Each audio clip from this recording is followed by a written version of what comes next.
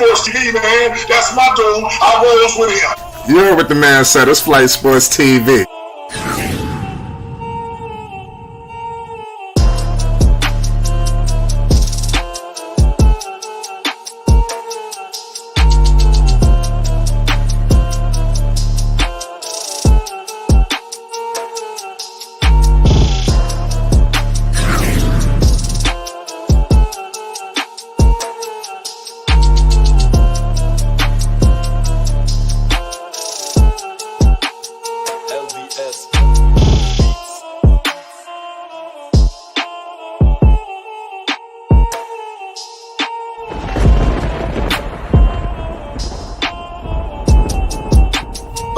Flight Sports TV, that's where it's at.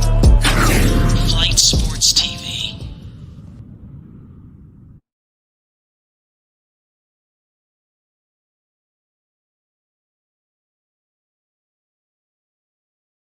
What's going on, people? It's Flight Sports TV. I appreciate y'all for checking with me. Right now, man, I want to give y'all an update on this situation, what happened with this game, man. I ain't going to lie, man. I'm thoroughly disgusted at what we just witnessed.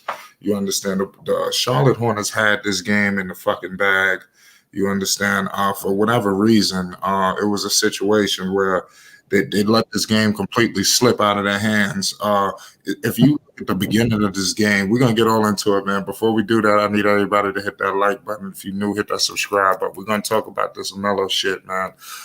Number one, y'all going to pay homage to Mason Plumlee today, you know, even though they lost, you know. But nonetheless, this game, if you look at the beginning, the Timberwolves could have just railroaded the Charlotte Hornets. It looked like the Timberwolves was about to roll on them. You understand? And then in that second quarter, just a damn switch, like a switch just went off with Charlotte, and they just took off on them. And it looked like it was going to just annihilate them all the way and finish them off, going from the second quarter on. But somehow Carl Towns turned it on, and they let this whole game completely slip out of their goddamn hands, you know, in the fourth quarter and overtime. But this game was thoroughly in their grasp, man. Hopefully this game doesn't come back to haunt them, man. But they could have had this, man. This was a big game. You know, we're going to break down everything from Anthony Edwards, the Cat, to everybody, the whole nine. We got all access in the building. What's the deal, Dex? Shout out to Dax. He'll be here in a second. Shout out to everybody that's in the chat too, man. Karl Anthony Towns had a monster performance tonight, man. We must give him credit, man. The man put up 39 points, 15 rebounds. Good God, you understand? But Plumlee tonight, man, the man was flirting with Miss Triple Dub. We must pay homage today. It will be some homage paying to Plumlee because there's a lot of slander that goes on with Plumlee. You know, today I want people to pay homage. You understand? Because he did his thing. You know, Plumlee did his thing. You understand? So I don't want to hear no more slander with Mason Plumlee. The talent is there. You understand? The man damn near was flirt. Like I said, 14 points, 17 rebounds, 9 assists. You know, flirting with Miss Triple Dub all night long. You know, this was probably one of his best performances this season. I got to give this man credit. Bridges tonight, 28 points. Good God, 13. I like what Bridges was doing. He did his usual. Scary Terry was doing his thing. What's going on, Dex? How you feeling, man? What's your thoughts on this game, man? Talk to the people. Yes, sir. It was an exciting game. Shout out to Flight Sports TV. Shout out to the panel. Shout out to the chat. Shout out to the listening audience. It was definitely an exciting game to witness, especially when you have LaMelo Ball and you have the likes of an Anthony Edwards going toe-to-toe in a heavyweight match where both teams are playing a game that is meaningful in order for them to get into that extended season, which is called the playoffs. So I enjoyed it. Unfortunately, for the Minnesota Timberwolves, Anthony Edwards went out with a injury to his ankle, didn't play the second half. But Big Cat, oh my God. Well, man, he saved them. Cat came through and saved them. That's what all-stars do, Flight. That's what all-stars do. Right. I got this picture plastered on the screen because I want y'all to come and pay homage today because All season long, I've been hearing Mason Plumlee, all kind of slander on Mason Plumlee's name. The talent was there tonight. Melo found him on a lot of passes tonight. I like what it was one crazy one in the beginning where it was like a 3-man weave. It was ridiculous, right? And then he damn near drop step, pump fake. It was some wild shit, man. I just got to give that man some extra respect on that one, man. It was spectacular, man. But nonetheless, man, the Hornets, man, they screwed this one up, man. Another thing, I like what Anthony Edwards. It looked like Edwards was hell bent to prove that he was either better than Lamelo or on that level. Did you notice a little bit of intensity from Anthony Edwards to start? He didn't finish the game. He went out with an injury. What'd you see from Edwards? Did you see a little intensity tonight, Dax?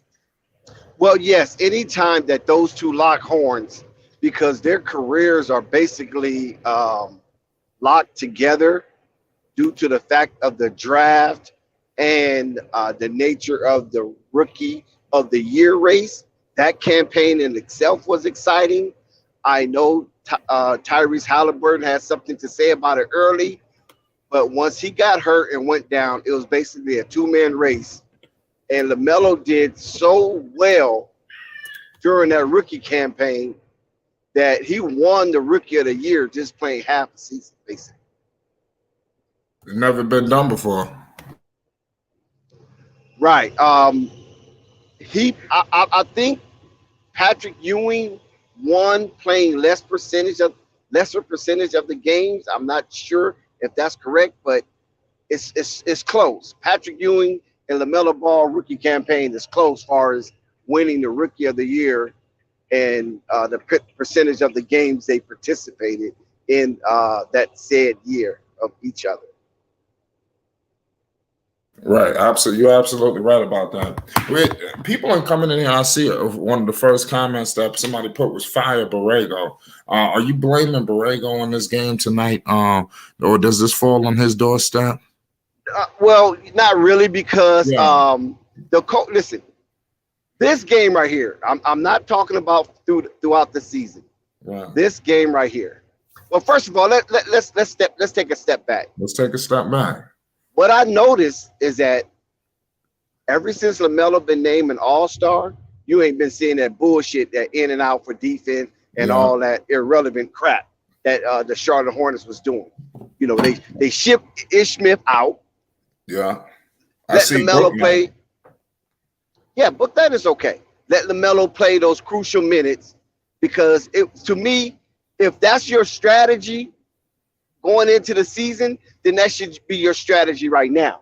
Why all of a sudden you change your rotation towards the end of the games, the defense in, offense out crap concerning LaMelo Ball, and you put in a 6'1", maybe 5'11" Ish Smith to play defense over LaMelo Ball?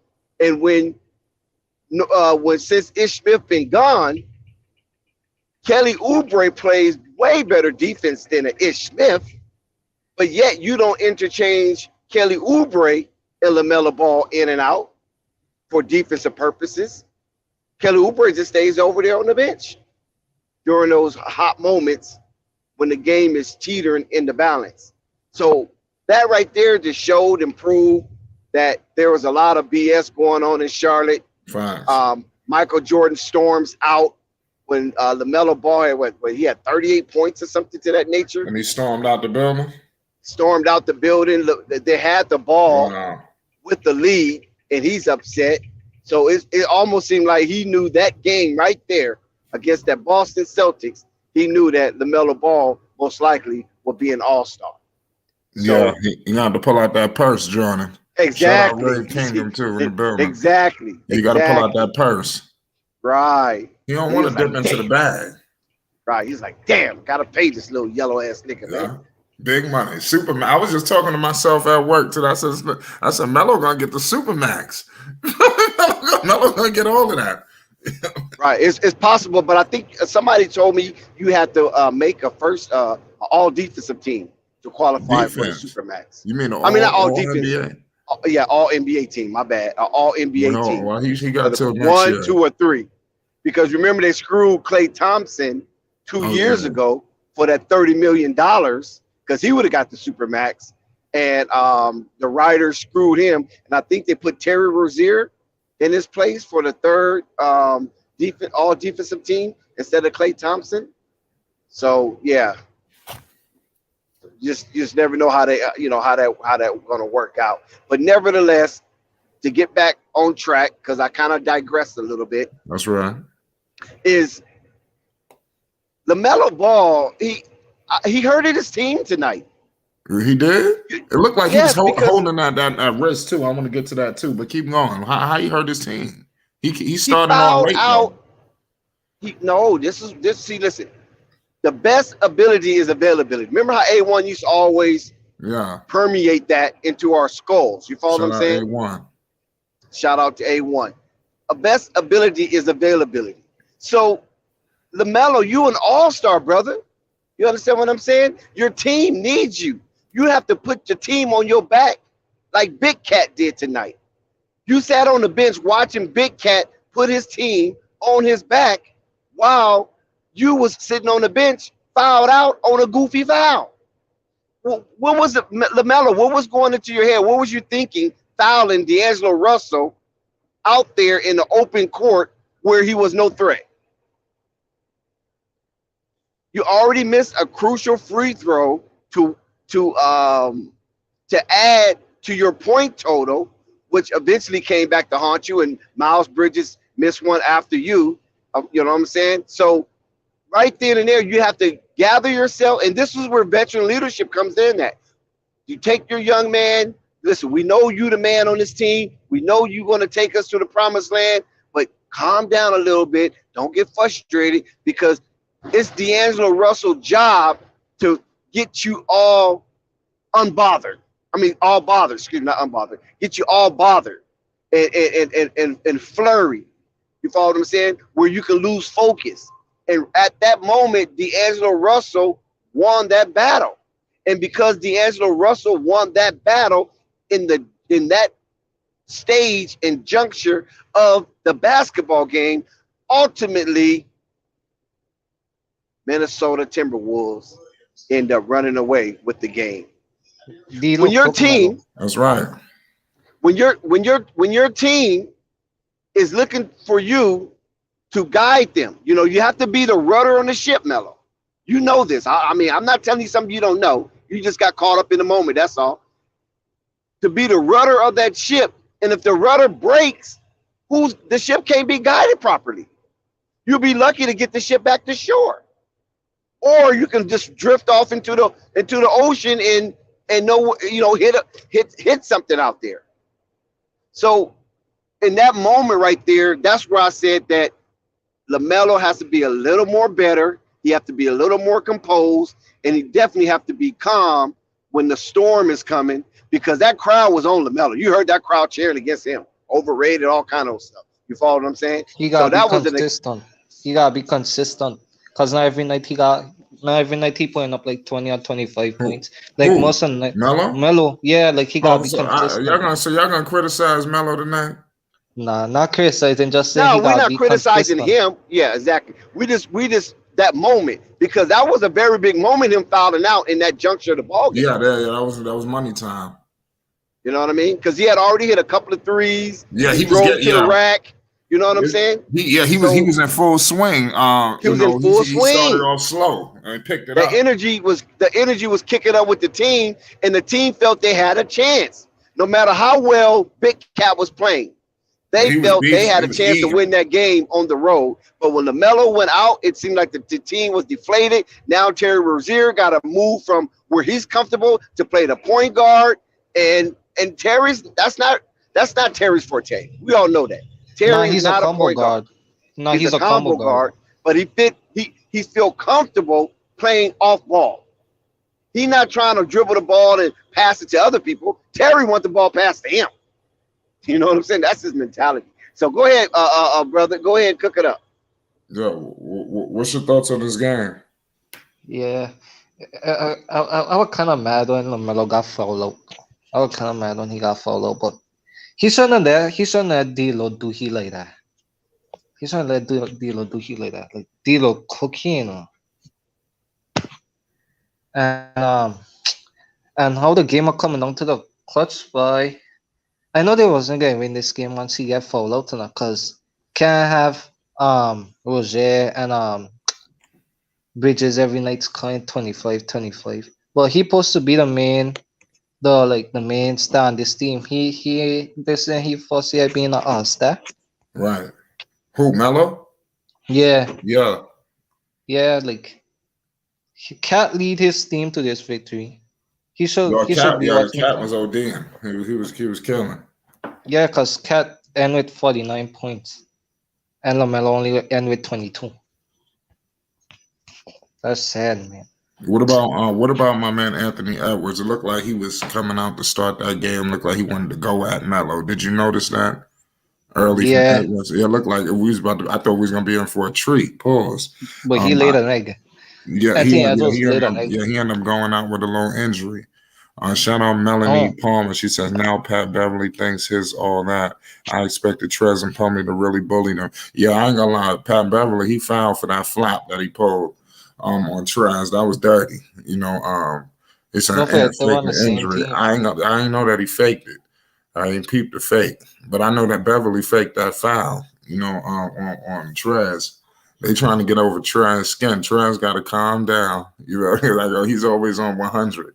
So you got to just chill because it looked like he could get ejected, get a technical at any given second. But I like what I seen tonight. I think the Hornets had that game in full control, and they somehow let that shit just completely slip. And like I said, they need these games, man. Those are the type of games that you got to win. You can't blow those games. Somebody says, truth be told, Melo wasn't as hot as he should have been. Yeah, that's a fact. But he ended up getting hot. Yeah, Melo should have like 30, 33 tonight. Melo should have 33. Yeah. You said say it one more time? Yeah, I said no, Melo should have like 33 points tonight, not 22. Yeah. Yeah, I mean, I agree with you on that one, man. I like that the way they took the challenge. He was about to take the challenge when Anthony Edwards, prior to him going out, because it looked like Edwards was getting it going in that first quarter, and then the second quarter, I noticed Melo just flipped the switch, and then it was just a consistent carryover from first, second, third, fourth quarter. Like I said, y'all talking about he kind of screwed his team. I don't know if I see it like that. I think Cat definitely turned it on, and like I said, the Hornets just gave up that lead, man. They were supposed to win this game big, in my opinion. They had the Minnesota Timberwolves dead to rights, and somehow let them crawl back into this game, man. It's unfortunate, that it happened like that. Whoever was on Cat did not do their job. Whoever did who Man, was on Cat. nobody can guard him. Like slowing down a bit, so he Well, cannot have who? like 39. Like who was on Cat tonight? I know it wasn't Bridges wasn't on Cat. I think it was Man, they I ain't think got nobody. Even Washington was on Cat. Trez at his best can't Nah. go up with him like that. Trez can't really guard any big. You said what? Trez can't really guard any big. Cause don't forget in 2020 Joker cooked him and Zubac. Trez can't really guard no bigs. Yeah. Trez was doing this thing, man. He had another decent performance tonight to his standard. So give Montrez credit, man. He's come here. He's a valid piece, man, that they're gonna be able to use. Coming off the Yeah. bench down there with a double, 12 and 7. That's crazy. Like I said, Scary Terry did his thing tonight. Plumlee, like I said, y'all don't show this man no respect. Y'all need to show this man some respect tonight. Plumlee, I ain't gonna lie, if they would have won this game, I think y'all might be able to hold off your homage. But if they would have won, y'all would have definitely had to come to the altar to pay homage to this man right here, because this dude right here was killing it. This dude was beast, and I'm like, every time I looked, I was talking to myself. I said, "Who the hell is playing like one of the best?" I said, "This dude Mason Plumlee. This dude Plumlee is out here killing." I'm like that. This dude, y'all make him seem like, people make him seem like a laughing stock, but he was no laughing stock tonight. Dude almost got that triple dub, man. What's up with that? What's good, Dax? Yes, sir. 4 of the 5 Hornet starters and 6 of the 8 participants that played in the game tonight, because Borrego cut his rotation down to 8 tonight, Your which, book, which man. was appreciated. They have double figures, so the ball was being spreaded around the court. Everybody was getting involved, and like you said, Plumlee was doing his thing, but he was so heavily overshadowed. Yeah, His oh performance yes. was so heavily overshadowed by what Big Cat was doing tonight. So Plumlee had 14 points, 17 rebounds, and 9 assists. So Mm, you can't ask too much from Plumlee. I mean, no. that's a really good game. I believe that's his best game as a Hornet, as far as statistics across the board. Yeah, that's why I said that was a good game, man. He need to play like that every single night. But I'm not sure if he's going to be capable of sustaining this level of performance. You PJ know, Washington didn't score until the second half of the game, I believe, when he hit that 1 3-pointer, and that was it.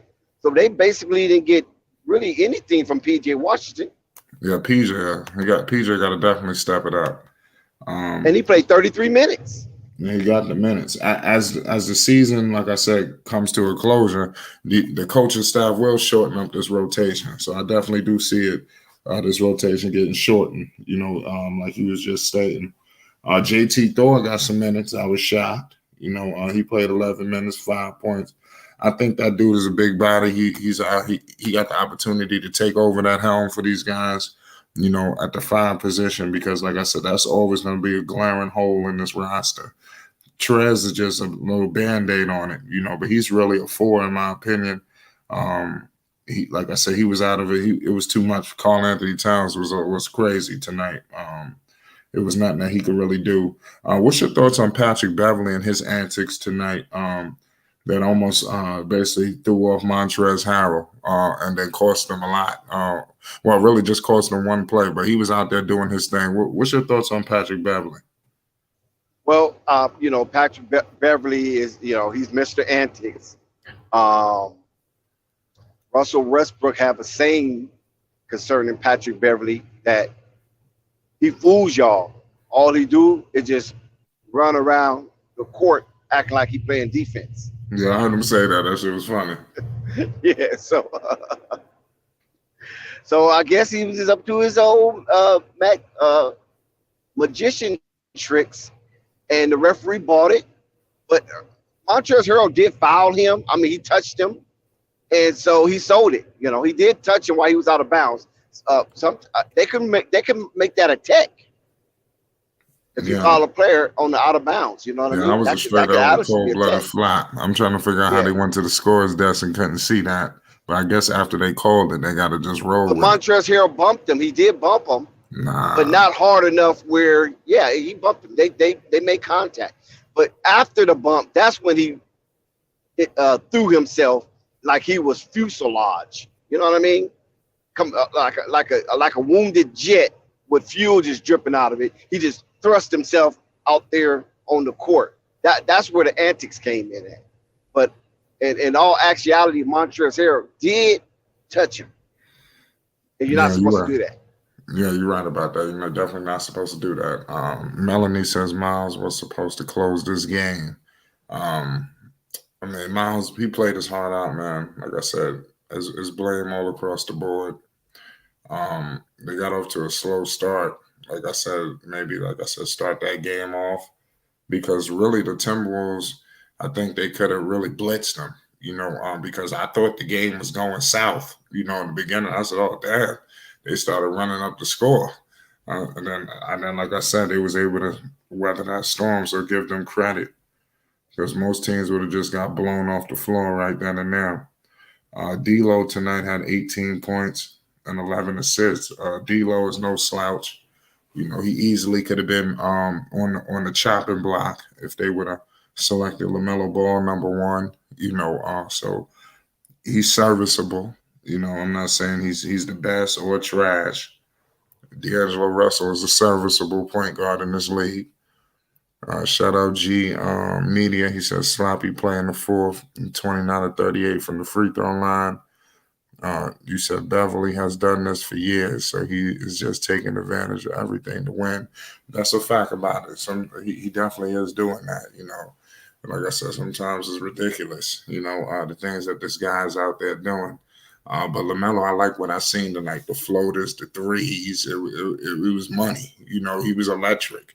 You know, and it looked like it was about to be an epic duel between him and Anthony Edwards. Edwards looked like he wanted all the smoke, you know, and I wanted to see how that thing was going to play out. It sucks that they don't play each other more often. It'd be nice if they could play each other 4 times a year. But Edwards, you could see Edwards is like he's upset. You know, he might not ever tell you that, but you know he feel like his name needs to be up in there. You know, his name is not being brought up when you're talking about some of the top guys. You see Melo being an all-star. I know that hurts him. You know, he was the #1 overall pick. You know, Edwards is a great player, but, you know, if you're looking at Edwards' game, he's playing with Karl Anthony Towns, you understand, and D'Angelo Russell. You kind of could play the back burner. You understand? You don't have to. Melo got to play the front. You know, he got to be out front. He the face of the franchise. You understand?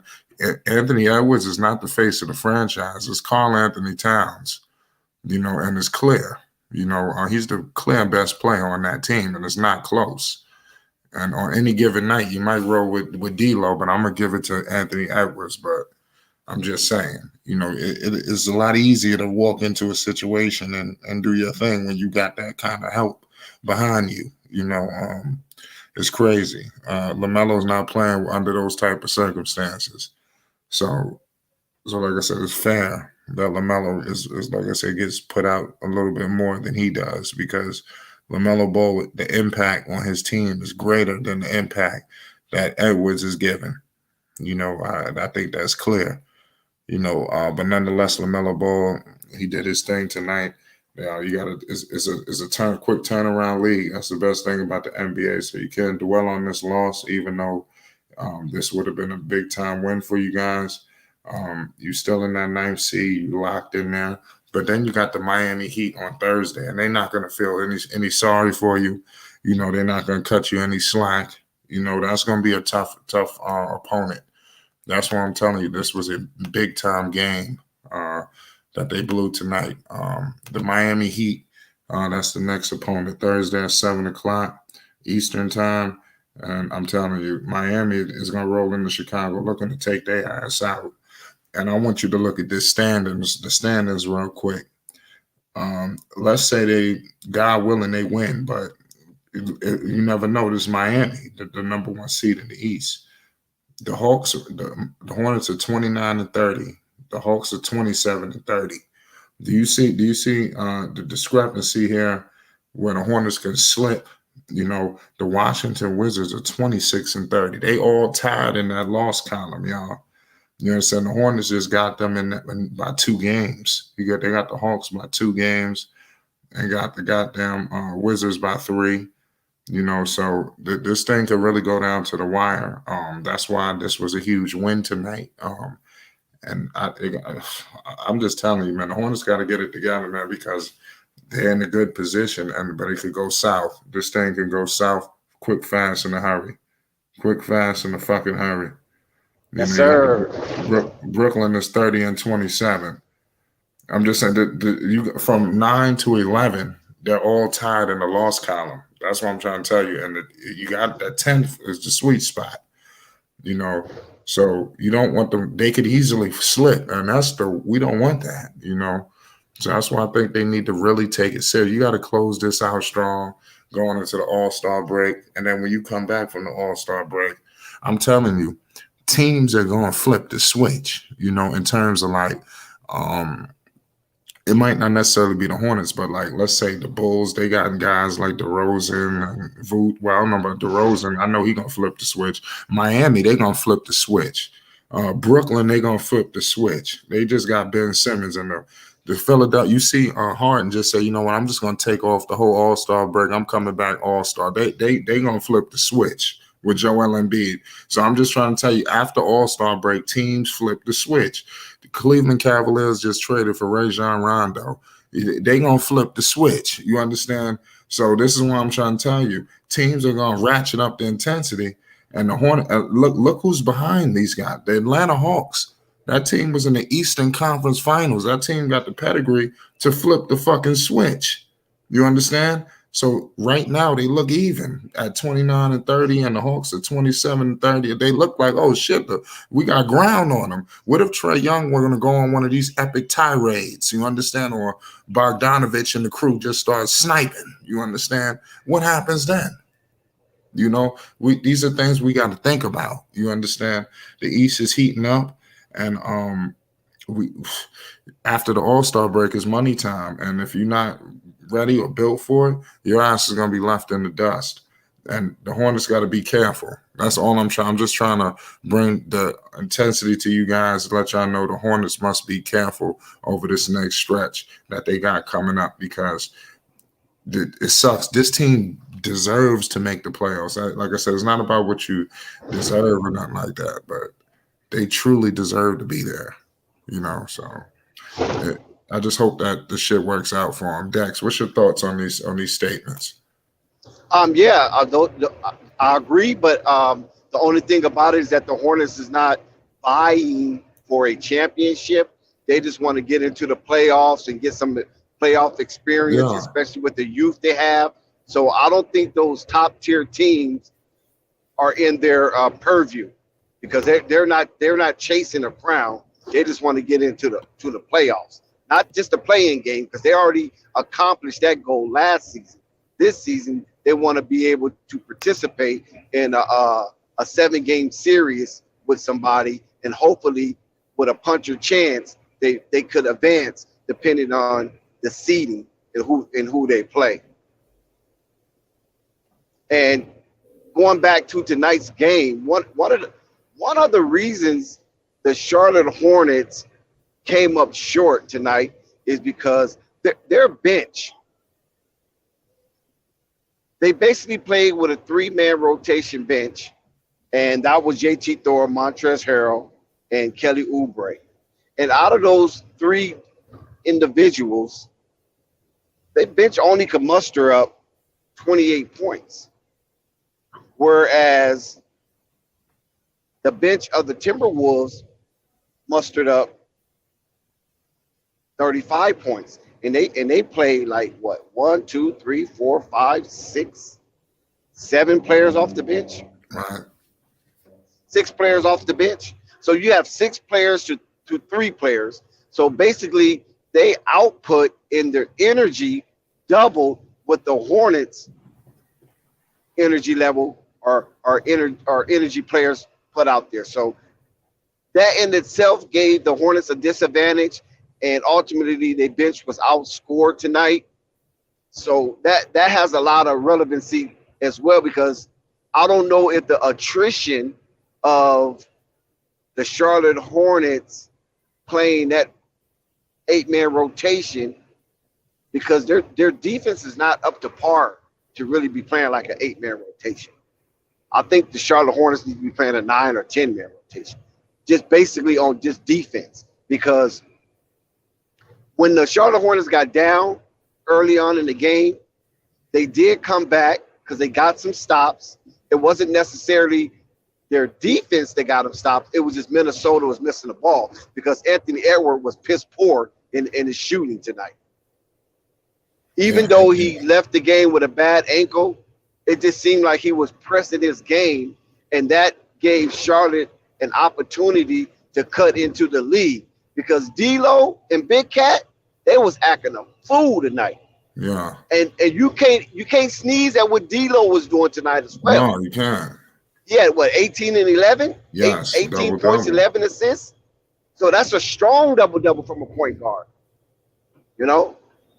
Very fast. And that basically was matching the output of Lamelo. So D'Lo's performance tonight neutralized whatever Lamelo Ball was doing for the Charlotte Hornets. And then when Lamelo took himself out of the game by getting that ridiculous foul in the open court, guess who he fouled? D'Lo. So that battle between Melo and D'Lo, I might basically have to get that to D'Lo. I think he won that battle tonight. So it wasn't about Anthony Edwards, even though Anthony Edwards, the way he was pressing, seemed like he wanted to insert himself in the conversation when the game was over. But unfortunately, he wasn't up for the task tonight. But D'Angelo Russell was. He was up for the task to take on that 6'7" point guard phenom called Lamelo Ball. Right. And basically, he neutralized that situation. And then Big Cat did what he did, and Miles Plumlee, why I keep calling him Miles? Mason Plumlee tried his best to keep up with Big Cat. He had a magnificent performance, but it was just overshadowed because Big Cat was the man of the night tonight. Yeah, like I said, he was the player of the game. He said he fouled Pat Beverley, not D'Lo. Eric O. Smith says Rozier is not your closer. Stop thinking a 6'1" shooting guard who can't pass can do more than a 6'7" point guard who can score a pass out of any situation. I agree with you with that. What you think about that Terry Rozier dynamic he's talking about? No, I agree with that as well. But the thing of it is, when LaMelo fouled out with about 2 minutes left to go in the game, maybe south of 2 minutes, but right around that mark, then what you going to do? Now the team got to scramble for 2 minutes to try to find a new rudder to replace the old rudder of the ship, which was LaMelo Ball. So LaMelo Ball excused himself with that foul, that unnecessary foul on D'Lo in the open court where D'Lo wasn't even being a threat. That right there turned the tides of the game. Now, if Miles Bridges would have hit his free throw the way he normally hits his free throw, then Charlotte Hornet win by 1. But unfortunately, that didn't happen. I think he split his free throw, and that gave the Minnesota Timberwolves an opportunity to keep the game tied and even win it at the buzzer. But D'Lo threw up some type of shot. It didn't go in. So the Hornets had a second life at this game. Yeah. And then in overtime, they just fizzled out, flopped, and it just seemed like they wasn't focused enough to go ahead and play that extra 5 minutes. Yeah, it seemed like they was gassed after that. The Cat just had his way with that team. It's unfortunate though, but at the end of the day, they had this team dead to rights. And another thing, before I get to how it all ended, it seems to me like when just hearing from everybody, like chats and like from other people that their thoughts on the Hornets, it's like everybody has their own different way the Hornets should be playing. Everybody has their own style on what they wish this guy should be doing and that one should be doing. It just seems to be, it don't seem to be a universal mindset, with the Hornets. Some people like Rozier, some people don't like him. And then, me personally, I would like LaMelo Ball with a actual shooting guard. And I'm not shitting on Terry Rozier. I think he's cool and all, but I think is excelling because I think LaMelo can excel with anybody. But I would like to see a real solid shooting guard in there, and I'm not saying Rozier is the problem or nothing like that. It's crazy. But they've made some adjustments, trading Ish Smith. You see him shortening up the rotation. They're going to give Melo the keys. Book Knight has got some extra minutes. I see JT Thor playing. It seems like these guys are getting the opportunity. And I was wondering when the hell, especially Book Knight, because I think in any other situation or any other team, he gets thrown out there to the Wolves. It seems to be with the Hornets, they were just holding up on him for whatever reason. But, I mean, it is what it is. I think they're doing what I wanted them to do in the beginning. I wanted LaMelo to have a little bit more responsibility and have the ball a lot more than he already did.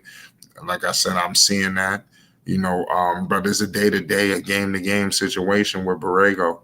One game you might feel like we changing the tide. Things are getting better. And one game we feel like, oh, shit is going back to how it was. So it's going to be interesting to see how this shit all plays out. Shout out Jam Will. He says Melo was running to the corner and deferring to Terry to run the offense with the 5 minutes left in regulation. That's how they lost. Did you see that, Dex? I don't know if he was running into the corner or if it was designed that way because Terry is an elusive slasher to the bucket, and if you put Melo out there to give some space, that's what they call it, give some space, then you got two magnificent slashers to the bucket in the absence of Kelly Oubre, of course, with Miles Bridges and Terry Rozier. Because Terry Rozier can finish at that bucket like, second to none. You know what I'm saying? So we have seen him throughout the years what he can do around that bucket. He just maybe a degree or two less than Kyrie Irving when it comes to that around the rim scoring. And then you have Miles Bridges coming in, dunking and giving a little Mason Plumlee some play in that middle. So maybe LaMelo was out there as a decoy. And that also helped them to come back into this game where Memphis seemed like they was running away from the game. Minnesota. Yeah, I keep saying Memphis. Yeah, Minnesota was running away seemed like they was running away with the game.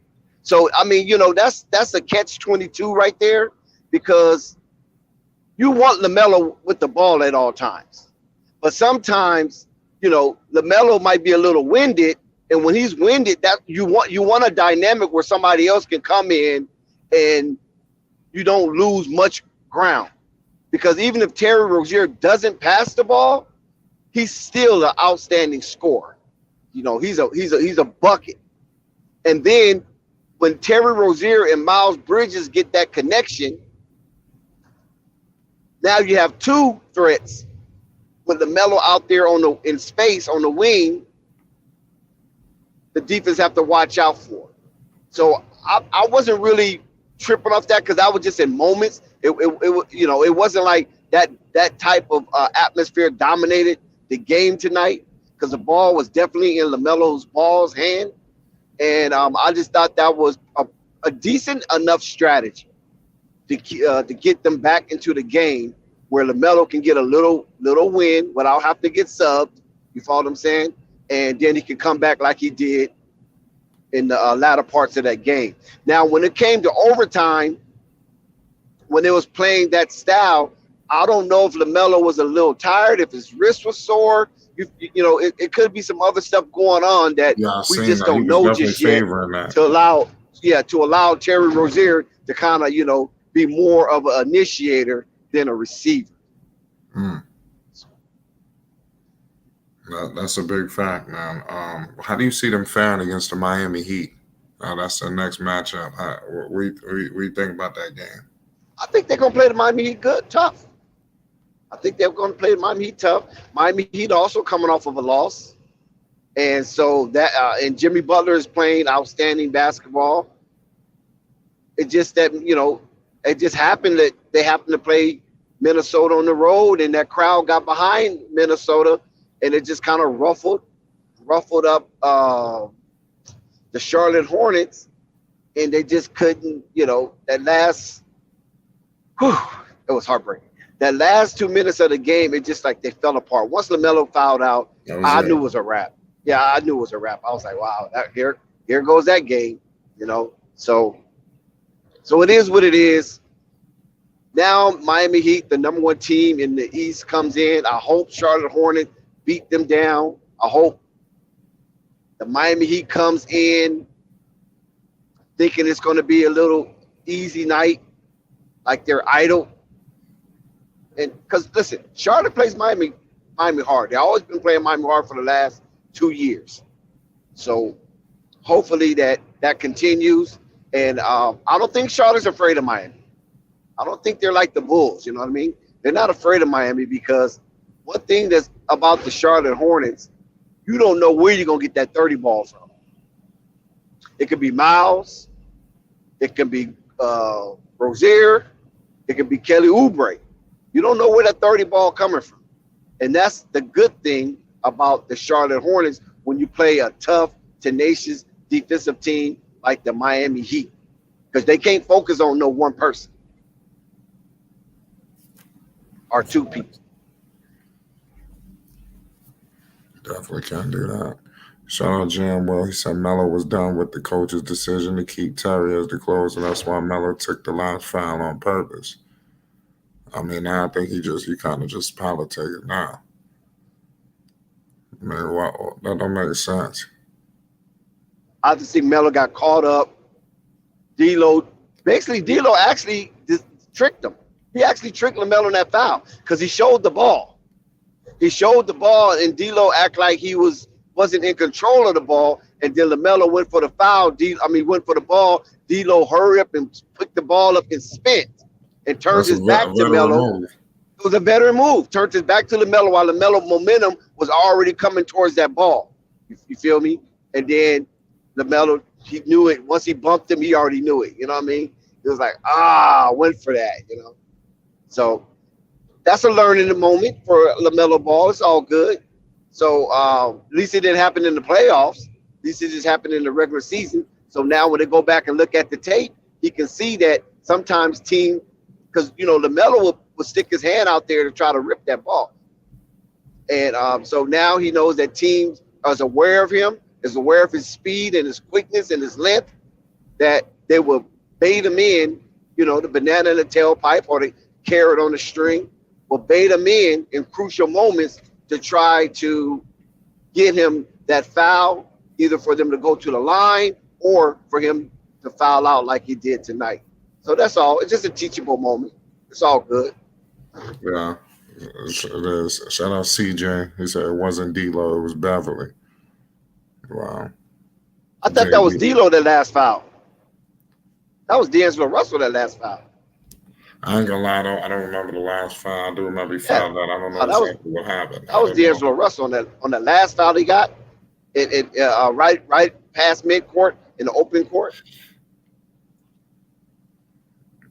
Erico said Melo is the only player I've seen affect the game on every part of the game, like LeBron or something. It be spurts when all you hear is LaMelo, whether it be steals, passing, or scoring. Yeah, that's a fact. Melo, he's like an all-world dude, man. Dude got a lot of capabilities on that floor. And you seeing it. Now you just got to get some wins. Eventually, like I said, I just pray this team get to the postseason. It's going to be an uphill battle. Not to make no mistake about it.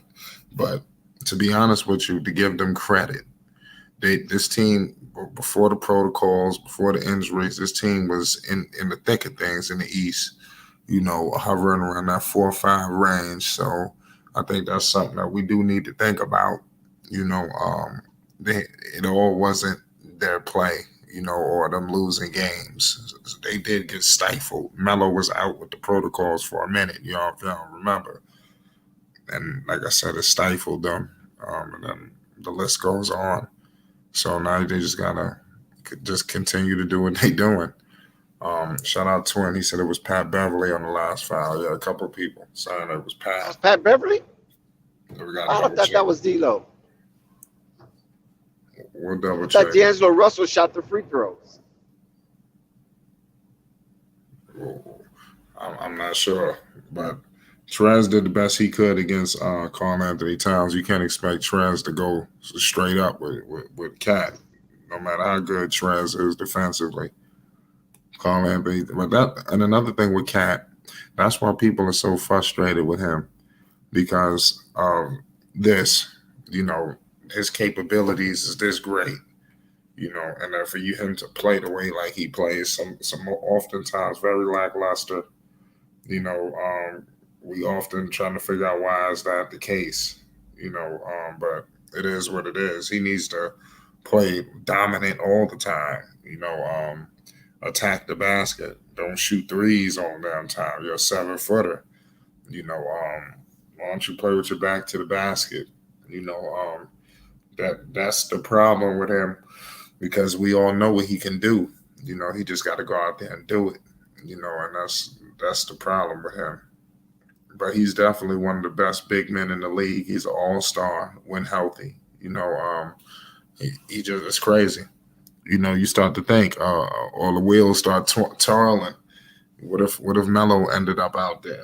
We'll save that for another conversation. But this wild. What's happened. But nonetheless, man, let's look ahead. Obviously, Miami. Let me see if that is that the last game headed into the All-Star break. Let me get the schedule because, like I said, this is important, especially the games coming out of the All-Star break. I look forward to seeing Lamelo Ball too in that Rising Stars. Yeah, I believe that this is the last game that's headed into the All-Star break. Melo gonna have a busy weekend ahead, you know.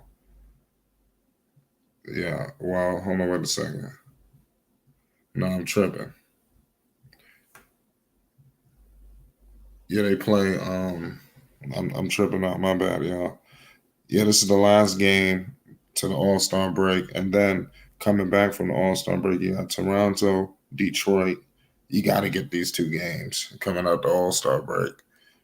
I'm telling you, you have to, because then you got Milwaukee, the Cavs. That's gonna be a wild. It's gonna be a crazy startup, and the Spurs, and then Brooklyn. You know, so this ain't gonna be easy. It's not gonna be an easy stretch of games ahead. Richardson should have been out there instead of Plumlee. Like I said, I don't know. He knows good basketball, and that's why he plays. If you give him the keys of pick and roll offense and a big with a shooter and a coach, I got a championship team. His pace is different. Yeah, I agree with you. You know, but it's all good. You know, the Hornets are okay. You know, right now, I wouldn't say it's time to panic, but like I said, it's gonna be an uphill battle. Getting into the playoffs ain't gonna be easy. It's not gonna be a. It's not a shoe in. It was before, but it's not now. You know, the Hornets really had a great chance to get into the postseason, but then they fucked all that up, man. Like I said, now it's gonna be like it's not all on them. They don't control their destiny. You know, when you go into these playing situations, I thought in any world, if they did go back to the play and they would get home court advantage, you know, that'll really suck to go back into the play-in on the road. You know how this season ended a year ago. That would really suck. You don't want to go into a playing situation and you got to head out to Atlanta or some shit like that, or anything. Anybody that's down there, you know, you don't want to be on the road or going into none of these buildings. You know, you got New York down there, even though I ain't gonna cast no aspersions, but you never know. The Knicks might want to turn on the heat. You know, the last thing you want to be up is in Madison Square Garden. You understand on the playing situation. You know, them bright lights, you know. A lot of people might not be able to handle them bright lights. I'm not saying Melo can't, but Melo play with a lot of other teammates. You know, I question those gentlemen. You know, but nonetheless, but this is going to be interesting on how this whole season plays out for Charlotte. They've had a great season. The team is taking some positive strides, but if they don't make the playoffs this season, I don't give a shit what the hell the circumstances were, the protocols, the this, that. Some changes need to be made, whether coaching, personnel, you know, front office, something's got to give. You know, and we need to get these wheels twirling to a different direction, to a much more winning direction. And it's going to be interesting to see how it plays out. Shout out to Eric O. Smith. He said Plumlee makes more than Miles and Melo. Let that sink in. Nothing will change because of the organization. Melo has to force them to understand he is just as good as Luka, if not better. I agree with you with that. I got Melo. Listen, I'll tell you what, those are the two top guys, you know, because when you're going for Melo, those two dudes both played overseas. So they coming into the league a lot more experienced than most players, you know. So I think those two I think that Melo could usurp Luka if he hasn't already. I think it's a pick 'em. You know, Luka might have a little bit more experience being in the league a few more seasons. But I think that those two are right on par, and they're going to be, who knows, that could be a finals matchup a few years down the line from now, just talking into the future. And we could see them really dueling out in the NBA finals 4 or 5 years from now. So the future is looking bright. What's good, Dax? He The question was, who makes more than LaMelo and Miles? I'm not sure who the hell he was talking about. So I was just reading his shit. Yeah, you was reading. Yeah, but what I was gonna say, that's kind of like, I mean, you know, they both on their rookie contract, and Miles trying to get his extension, and LaMelo's player option for 1 year was just picked up in October, but that's, like I said, that's still under the his rookie contract. So both of those players, Miles and Melo, just so happen to be, you know, two of the best players on their team. They just playing on the rookie contract, and Mason Plumlee, I think he's playing on his second extension or his third contract, second extension, if I'm not mistaken. So that's probably why. I mean, that's why that's the case.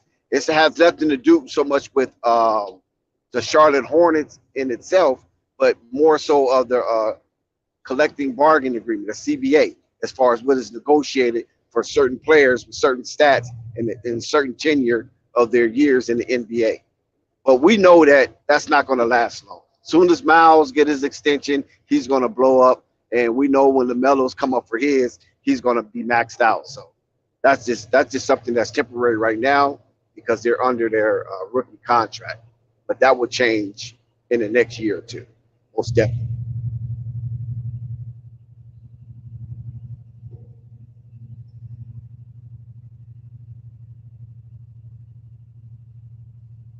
My bad. He said Howard can't get over a vet minimum, and he is 10 times better than Mason.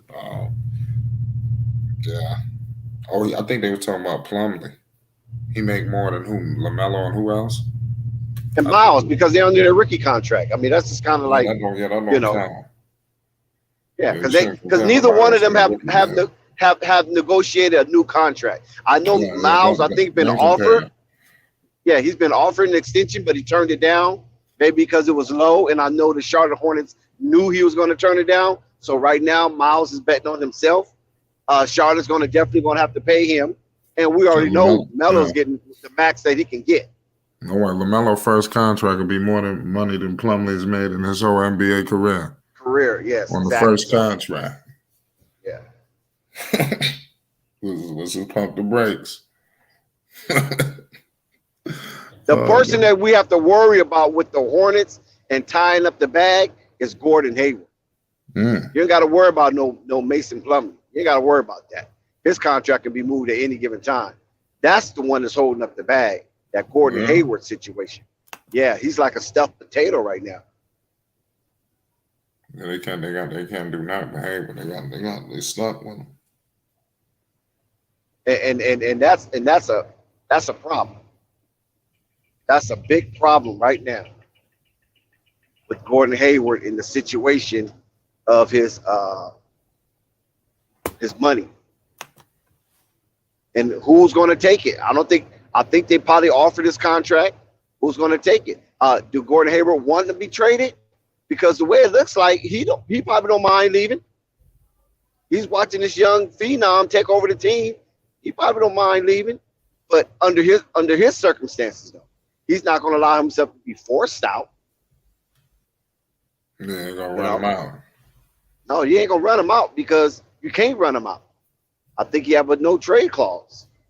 Michael wanted him that bad that he allowed him to slip in that no trade clause. So it's going to have to be in Gordon Hayward's liking. He don't want to get bounced around. Exactly. I said he had to protect himself. He ain't trying to get bounced around. Exactly. Yeah. He know what time it is. He don't start performing. That's shines out. Listen, them youngsters up in Boston ran him up out of here. Okay, let's not forget Rozier was a part of it. Yeah, let's not. No, Rozier left before him. No, Rozier left before him, though. Yeah, Rozier was the Kyrie situation, right? Yeah, he was a Kyrie situation. Exactly. That was Tatum and Brown you're right. My bad. You're right. Robert Williams. And who was that other? It was one more person that was there. That was that they said they can work with. Was it Evan Fournier? Was it him? They said it might have been Evan Fournier. Because they had Kimba, right? They had Kimba. They had Rozier. I'm no, not Rozier. They had Kimba, they had Brown, they had Smart, they had Gordon Hayward, they had Robert Williams, and I think Daniel Theis. I think he was on that team. I think Daniel Theis was on that Boston team. So they had a lot of power punch, and Gordon Hayward had got injured, so they felt that his absence wouldn't be missed because Boston had deep playoff runs, and Gordon Hayward was not a part of that. He was not impactful enough to push that forward to get him over the hump. So they felt that his presence wasn't even needed in Boston. And Danny Ainge said, "You can go," and they found a sucker to take him. Give it to Mike. Mikey, try it. Mikey eat anything. I remember that saying. Yeah, Mikey eat anything. Mikey likes it. You know what I'm saying? That's what they were saying. Yeah, that's what they were saying. And that's what got Charles Barkley in trouble with Jordan. That's why they ain't friends no more. Yeah, When Charles Barkley saw Mike was willing to pay that dude all that money, he was like, he has to be one of the, he's my friend, but he has to be one of the worst owners in the world. Yeah. That motherfucker, he was cold the way he was delivering it to these dudes. So Mike said, "You know what? You crossed the line, buddy. Don't ever call me again." Cut that dude off. Yeah, so now Charles Oakley is friend. Charles. He loved Charles Oakley. The enforcer, yeah, the enforcer. You know what I'm saying? Yeah, I like Oak. Oak was a good dude. I need to watch one of his shit. He was on YouTube. I think he was talking about he was mad with Patrick Ewing for not having his back. I didn't click on it. I need to watch that. Yeah, he was mad about that. Yeah, he called Patrick Ewing a sucker. Well, he didn't call him a sucker. Basically, that's what he was saying. I want to hear what he said. He was a sucker, man. I didn't click the video, but I know something that I need to watch. I said, "Oh shit, what the hell are you about to say?" But one thing we can say about Charlotte, the talent is there. Oh, he said something about the Hornets? The talent. Oakley spoke on the Hornets? No. I'm saying this. Oh. I was just getting back to the topic because we kind of digressed. Yeah. I said one thing we can say about the Charlotte Hornets, that the talent is there. All they need is to amalgamate it properly and come out with a element that can thrust them into a premier permanent playoff fixture. I don't see them winning no championship no time soon, but I can see them, advancing to the second round and giving the ultimate representatives of the Eastern Conference Final a run for their money in the semifinals. That's the type of talent I see in Charlotte, but I don't believe James Borrego is the guy to bring that talent to the surface. I don't think he's a minor. You understand what I'm saying, Flight? Right. I don't believe James Borrego is a minor. See, you're gonna have to mine these young talent. You're gonna have to mine them. You're gonna have to get your tools and start hitting at that coal until you break it up and find that jewel, that diamond. And I just don't believe that Borrego have enough information and enough wherewithal to mine these young players into be jewels.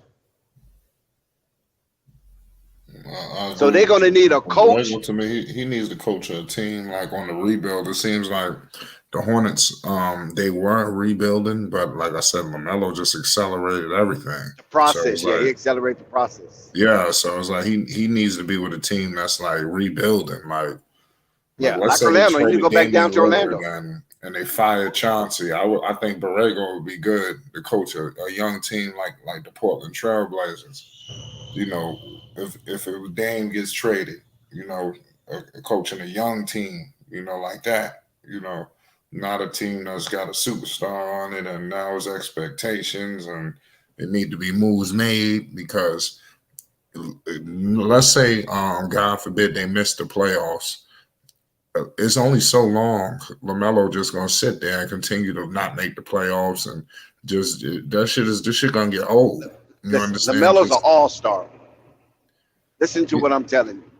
LaMelo Ball is an all-star, and he's going to be an all-star for a long time, damn near for the duration of his career. He's in now. He's in that big boys club. You feel me? Yeah. He's in now. He's accepted. They embraced him. He's in. There's nothing Borrego can do.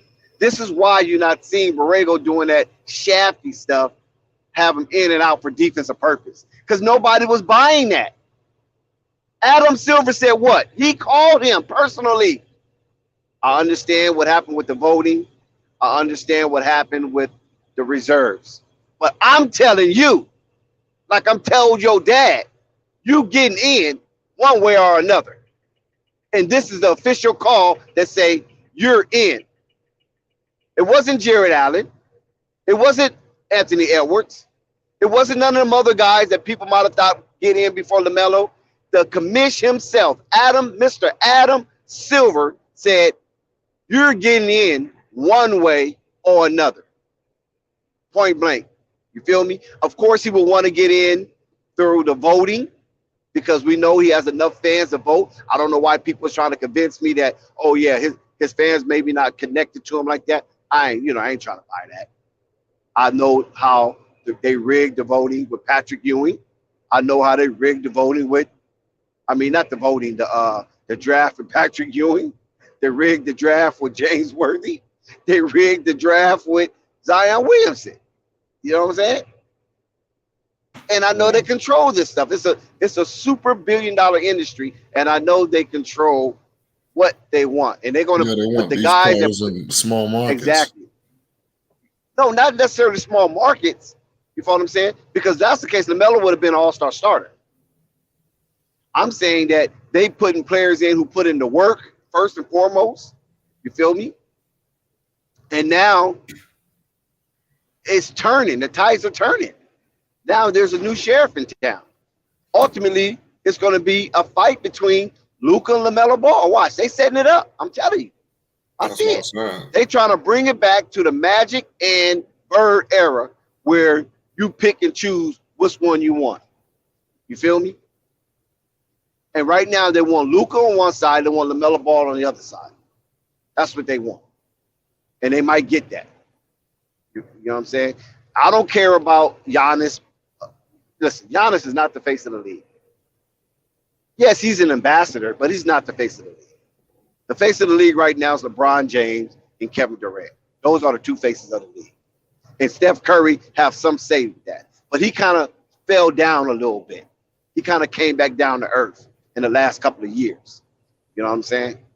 So LaMelo Ball and Luka are the two young budding stars. And they like Trae Young. They like Trae Young, but Trae Young don't got none of the swag that LaMelo got. Trae Young look like, I'm not demeaning anybody, so I don't want nobody to take this wrong. Trae Young look like he's autistic. That ain't something that you parade to the front of the league. Yeah, you ain't never looked at Trae Young. Just looked at his face. Wow. Some distortion going on there. But it's not his fault. You know what I'm saying? It's not his fault. He's a hell of a basketball player. But they want somebody that has a worldwide appeal. Oh, yeah. You know what I'm saying? Luka has a worldwide appeal. LaMelo Ball has worldwide appeal. He already shown that. That's what I said. Luka has a worldwide appeal. LaMelo Ball has a worldwide appeal. This is what they need now. They need some young people to have that. They don't want to wait till you 6 or 7 years into the league to get a worldwide appeal. They want you to come in with it. A Josh Giddey, worldwide appeal. You feel me? Quiz in the building. What's good, Quiz? Yo, what's good, Flight? I was sitting over here, man, just listening, man. Dex, man, you you need to shout stop, out to man. Quiz. You're going too far right now. What are you saying? He said that Trae Young looked like he's autistic. I thought that shit was wild. That's a serious take right there, Dex, for real. I mean, if you want to say that, man, what about Steph Curry? Nah, Steph Curry don't look autistic. Come on. Steph be snapping, man. I work with people with those kind of conditions, man. I don't think any of them dudes is artistic, man. I think it's No, funny, I though. said look. I didn't say he was. See, don't do that. Don't push me over the ledge. I said he looks. I didn't say he was whatsoever. Oh man. But if you really look at Trae Young, head, straight up on his face, he has that look. I'm not saying he is. Listen. We gotta put a disclaimer on. We gotta put a disclaimer. Yeah, on this put a conversation disclaimer. right Okay. now. Flight, please give Okay. us a disclaimer real quick. Right, yeah, Flight. Wow. Flight is not responsible for the content that come out of my mouth. Well, yeah. Yeah, that's what's yeah, I mean, like you said you ain't trying to offend nobody. No, because my girl works with autism. You know what I'm saying? She works with autism wholeheartedly. She get paid very well. You know what I'm saying? So I see these type of kids, how they look in their face. Their face is kind of a little distorted a little bit, but hey, they could be bright as hell. You know what I'm saying? Rain Man, he was autistic. Don't forget that. Look, remember Chris Forrest Gump, Jackson. autistic. Chris Jackson. No, well, I'm just talking about people in the movies right now. You know what I'm saying? Chris Jackson had a little tick. You know what I mean? Steph Curry got Right. that same tick going. You know what I mean? Yeah, but that's not autism though. That's not autism. That's I forgot what you call that right there. It's a nervous disorder. Let's just move on. Yeah, but that was like a nervous disorder. It's all good, man. Listen, we've seen Trae Young interview, man. There's nothing autistic about Trae. He just I didn't say he was, Quiz. Don't make me the bad guy. I said he looks. Appear. Did I say Dex, appear man, to be? Dex, I'm gonna be real with you, man. This is a really bad take, bro. Well, it got you laughing. I'm sorry. I thought it was so funny and ridiculous. I had to hop on here, man. I'm like, hold on a second. We need a disclaimer. Did you watch any basketball tonight? I watched a little bit. I was listening to you guys talk about the Hornets, and I saw Lamelo foul out. But it's still good. It's still entertaining. I agree with the majority of everything that was said. But the thing about basketball, like when you have a lot of people who microanalyze a little bit too much. Like this year for LaMelo Ball, man, all of these games really count. They really matter. The difference between this Hornets team is that they're still going to be a very young and inexperienced team come playoff time. So every win and every loss is a learning experience for those guys. And as much as I like LaMelo, the difference between him and Luka, and the reason I give Luka the edge over LaMelo right now, don't disrespect or knock to Melo, is that Luka's already been in the playoffs. We already know he's a relatively proven commodity. I'll tell you this. You don't put Melo ain't gonna lose to the same team twice. I don't give a shit who it is. Let me tell you something. If Luka loses in the playoffs again, he's finished. I wouldn't say he's finished. In the first round, he's finished. The Mavericks are not in great shape. The Mavericks are not a terrific. No, Luka Doncic was compared. Let me tell you, LaMelo wasn't compared to all of these legends. You understand? When Luka came out and they compared him to everybody. Well, there's a reason for that, though. Magic, you gotta LeBron, look at the reason they compared Kobe, him to him. Jordan. The reason they compared Luka to these people is when Luka came out and you took a look at the numbers that the dude was generating. This dude was getting triple doubles like this left and right. He has a very solid body. I don't give a shit what the hell he's getting. That's Russell Westbrook. Yeah, hold on a second. He's also a very proven commodity. I mean, the dude is really, really outstanding player. However, Russell Westbrook was outstanding too, and then he didn't get out the first round. Y'all remember he was struggling, but he was averaging triple doubles and everything. Russell Westbrook's a walking Hall of Famer, but like I said, none of that has any guarantee that anybody's gonna get to the finals. None of that. Well, like I said, Luka to me reminds me of James Harden and Russell Westbrook more than he reminds me of these legends that they tried to throw him in. That's just my thing.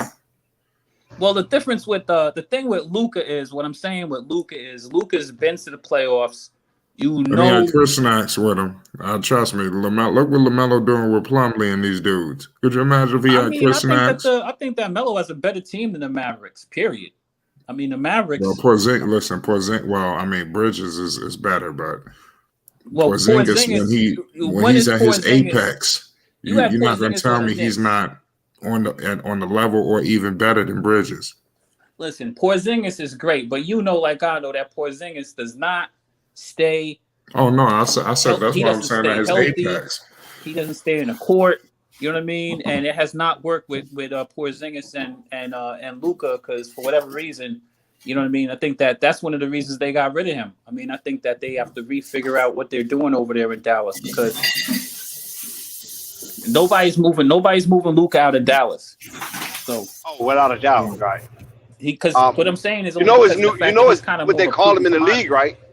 What's that? You know what they call Luka in the league? What's that? Luka Magic. Yeah. Yep.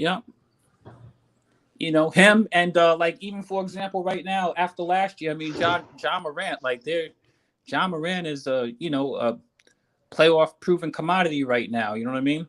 So whether those guys win or lose, they're gonna be there. And LaMelo's working his way to being in that category. You just need some playoff experience. So I'm looking. Wait. You talking about what category? You talking about? Well, see, the only thing with Melo is now what we need from Melo is the Melo to get to the playoffs. We need him to play a solid. I need to see Melo close out some games. He needs that experience under his belt. That's it. Oh, not a series, just games. He needs one series. That's it.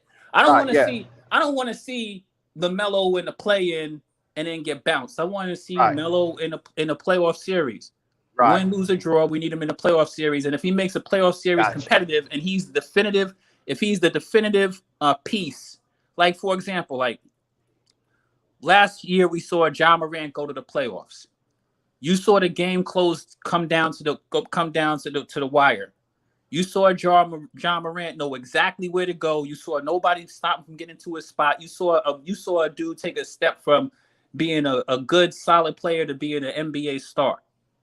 Those are the moments where that happens. So we just need to see that from Melo in those key moments or whatever. One good series, that's it, and then just continue doing what you're doing because Melo is definitely, like we're talking about. LaMelo is a he has all world potential, and he's a really good player. He has good size. He has good handles. Good vision. Got good everything. Yeah, he just got to be more. He got to be more disciplined on defense. He's got to be more disciplined on defense and on offense. He has to get the experience to be that though. You know what I mean? That's really all it is. For example, like Trae Young. This generation of basketball, we're accustomed to watching dudes play really bad basketball, unfortunately. And what I mean by that is you see guys just pulling up, shooting from anywhere, barely looking at the basket. You know what I mean? Like, it's all good. Steph Curry. Yeah, like, exceptional talented player like Steph Curry. All right, cool. But you know what I mean? You watching, it's great when the shots falling, but that ain't going to happen. That's the reason why some of these teams going to lose, playing that kind of, real ragtag brand of basketball, just being chuckers and stuff like that. So I don't really want to see Melo be that, but he's a young player, man. He's gonna have his moments where he feels hot and he's just gonna chuck the ball from time to time. So the playoffs will help him figure stuff out. Like, you know what I mean? Like, when like, hey, this is a bad shot. You know what I mean? Where everybody in the world can see it. You know what I mean? And like, this is stuff you gotta, not do.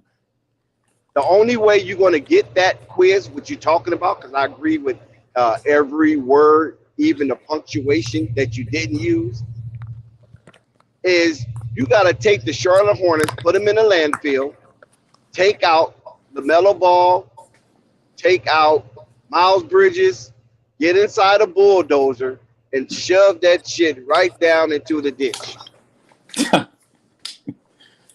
That's the only way you're going to get that out of the Charlotte Hornets. They need to rebuild everything. They need to put coaching staff, everybody. Y'all line up right here. We got a surprise for you. Close your eyes now. We got a surprise for you. You start up that bulldozer and you level down that shovel part, and you just scrape them right into a ditch. I mean, I like the Hornets. I mean, I don't think that Montrezl Harrell is the defining piece. I mean, if people think that Montrez is the answer at center, I mean, Montrez is he's undersized. He's really a power forward. He really is not a center. So, I mean, like, he's not going to do anything against Embiid or, you know what I mean, or Giannis or anybody like that. But he's a good energy guy. I like him. He's not the defining dude, though, for sure.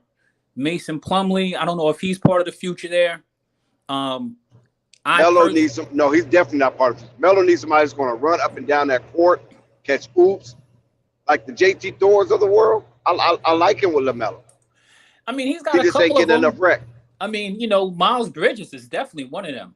I Of like course. Oubre. That's what I said. You take out Miles Bridges, you remove Miles Bridges, you remove LaMelo Ball, and you set all of the Hornets right there at the edge of the landfill, and then you just take that bulldozer and scoot it all the way in, and all of them fall in. You think you got to let them fight for the top? They can fight. Let Who really them wants fight to be for it. here? Yeah. I'm gonna tell you what, I like Terry Rozier though. Regardless of what anybody says, I like Terry Rozier. I think he's good with those guys. Ain't nice. I mean, Terry Rozier is a solid dude. He's another one of those dudes. He's kind of solidified because he's actually been there. He has more. He knows more about He's been more in more critical situations in the NBA than any of those other dudes. You know what I mean? And he's actually seeing how things. Well, him and Gordon Hayward's the same though. What's that?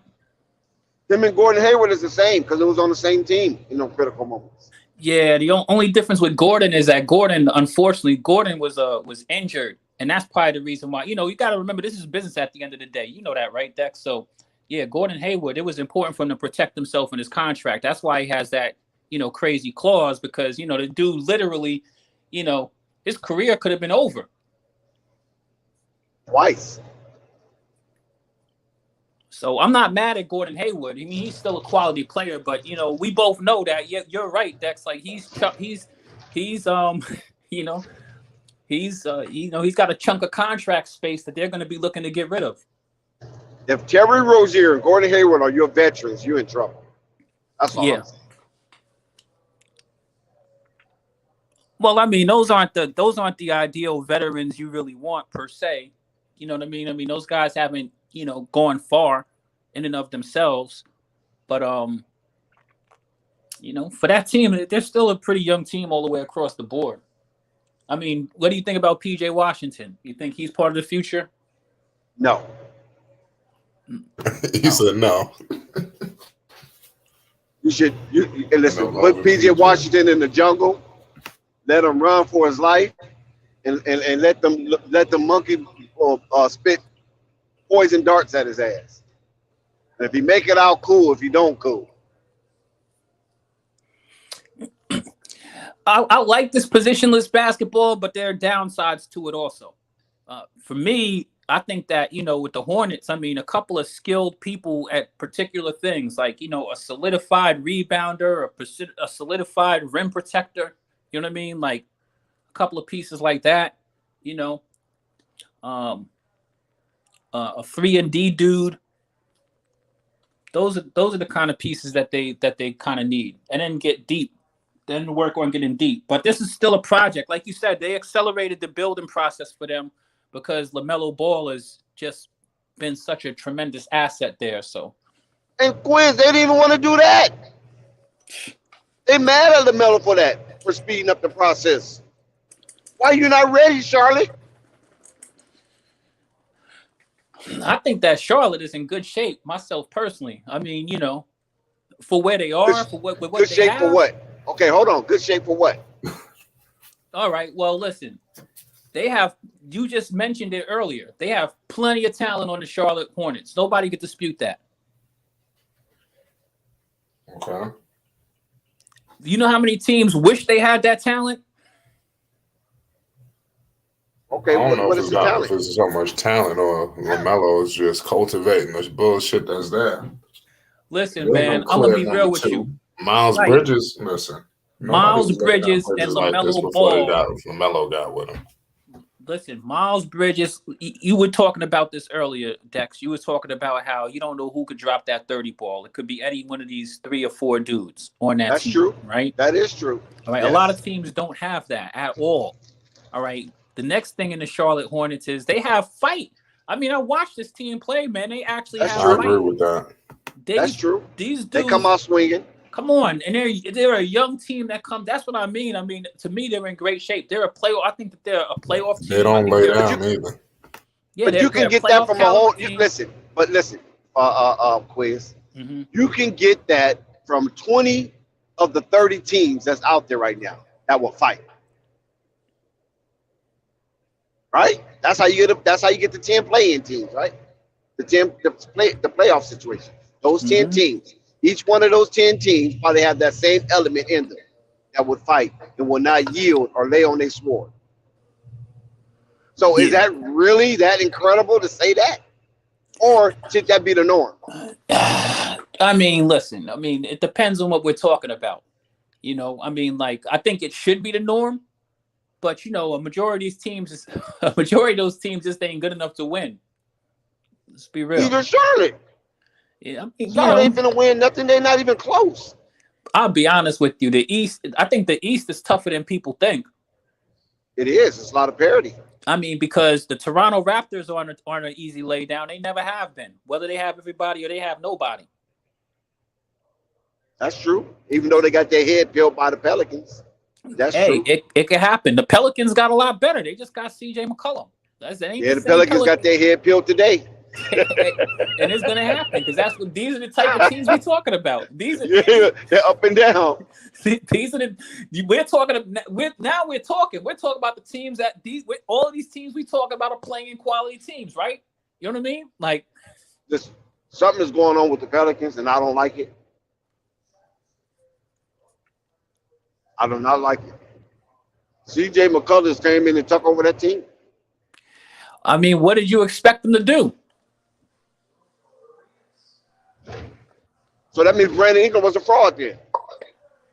Nah, I wouldn't say that. How you just let somebody from somewhere else that has no connection to New Orleans come and take over that team? Man, listen. A little guy at that. Dex. A guy that's basically 2 inches taller than Devontae Graham, who Devontae Graham is just totally stinking up the joint. Dex. Nobody want to speak about that. Dex. Let's be real. This isn't the first time it's happened in New Orleans. It happened when they got Julius Randle, right? Julius Randle came from the Lakers and just took over the team, right? I don't know if he took over the team. He definitely took over the team. He wasn't no all-star over there. He wasn't no all-star. He wasn't an all-star, but he was playing. Anthony Davis was an all-star. He set the foundation for what he's doing in New York right now. He was over there laying the foundation. I'm gonna do what I want to do. He took over. He literally took over. Oh, he was that in Lakers though. I mean, he was getting some of those similar numbers in LA. Right, but what I'm saying is, when he went to the Pelicans, he was the number one option, and he had the green. No, he wasn't. He wasn't the number one option. Who was the number one option when Anthony Davis? Was there? Oh yeah, AD. He wasn't the number one option until he got to New York. Right. When they moved AD over, he was, you know what I mean. He became the dude. Yeah, when he went to New York. All right, you're right about that. Cause I forgot. Cause remember they had injury issues with AD and Boogie Cousins. Mm-hmm. So I mean, I didn't. But he did his thing though. Julius Randle did his thing in New Orleans. That's no lie. So you correct on that. So no, I mean, he did his thing. He definitely did his thing. Because his numbers did improve. Even if it was by necessity. You know, he did what he had to do. All right. And then when Brandon Ingram went over there, you know what I mean? Like that.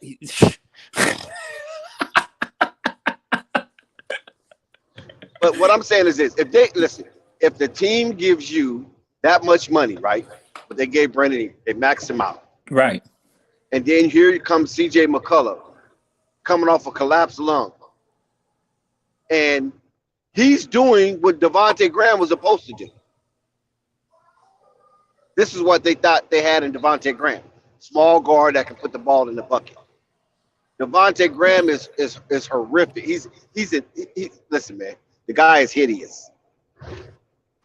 Listen. He has done nothing for the New Orleans Pelicans. CJ McCollum is better than Devontae Graham.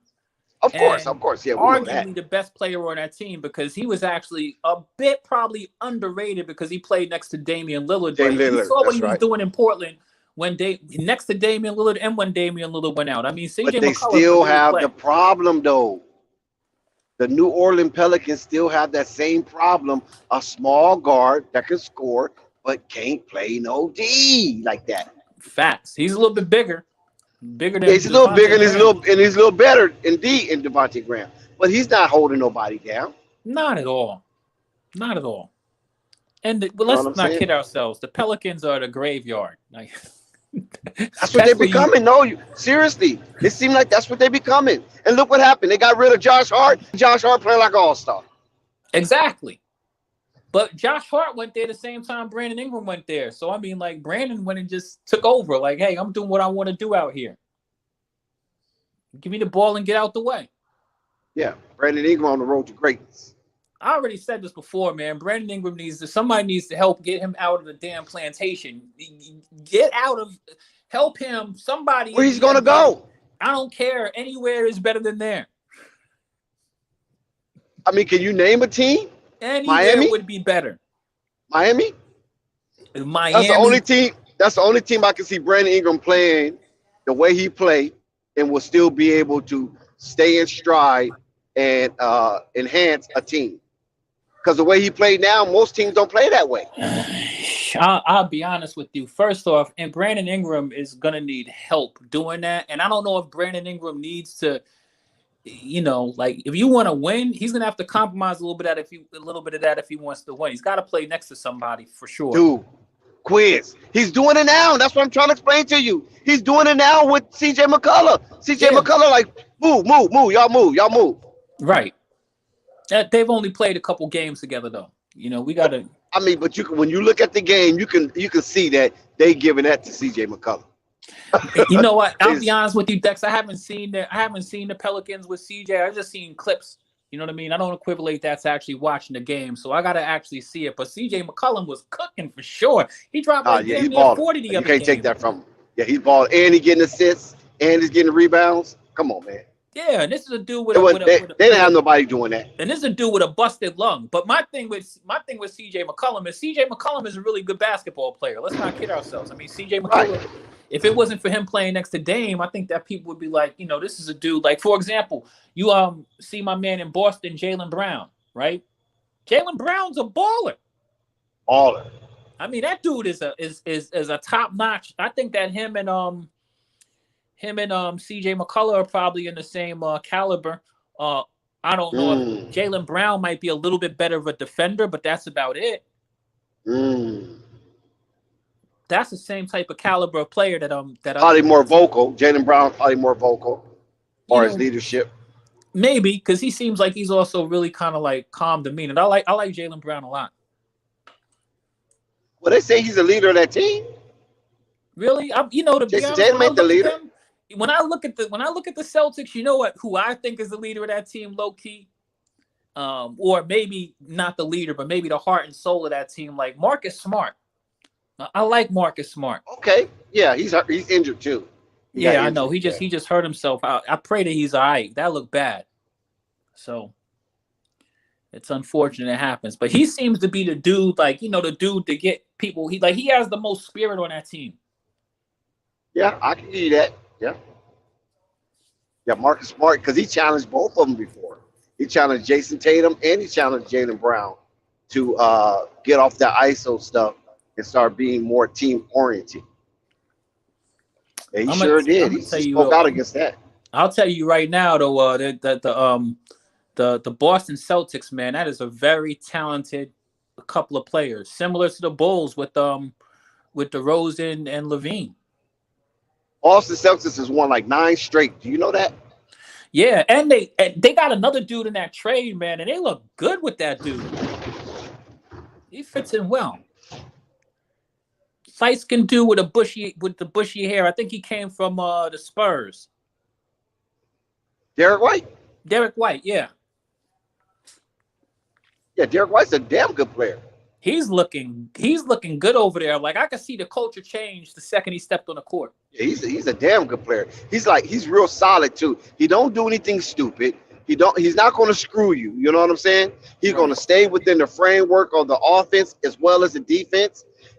I'm surprised that Pop actually traded that guy, because it seemed like he was Pop pet peeve, because Pop discovered him in the murky mire of small time basketball and brought that kid up to prominence. He's one of those kind of dudes that they don't give enough credit to, because I think that, casuals just kind of like they gloss over things, but you can clearly see the difference he's made since he stepped on that. Like if you just watch the games, like the Celtics seem way more confident. He's making good defensive plays in good situations. Like you said, he's not overbearing. He's playing really, really, like it seemed like he'd been on a team forever. I know. He's that's what you call a seamless fit. When you see a guy that just meshes in damn near immediately, that's considered a seamless fit. You don't have to sew up nothing. It's just put it right up in there. And it's so subtle too. It's so subtle because the Celtics are already a really good team. We all know the Celtics been underperforming this year, and they're hot right now. I mean, did you see what they did today? Smoking. Smacked. Listen, they set a franchise record for threes. They hit 25 threes tonight against that Philly team. And Philly was coming in on a win streak as well. Yes, they were. Embiid smoking. And they popped Philly. They popped their heads.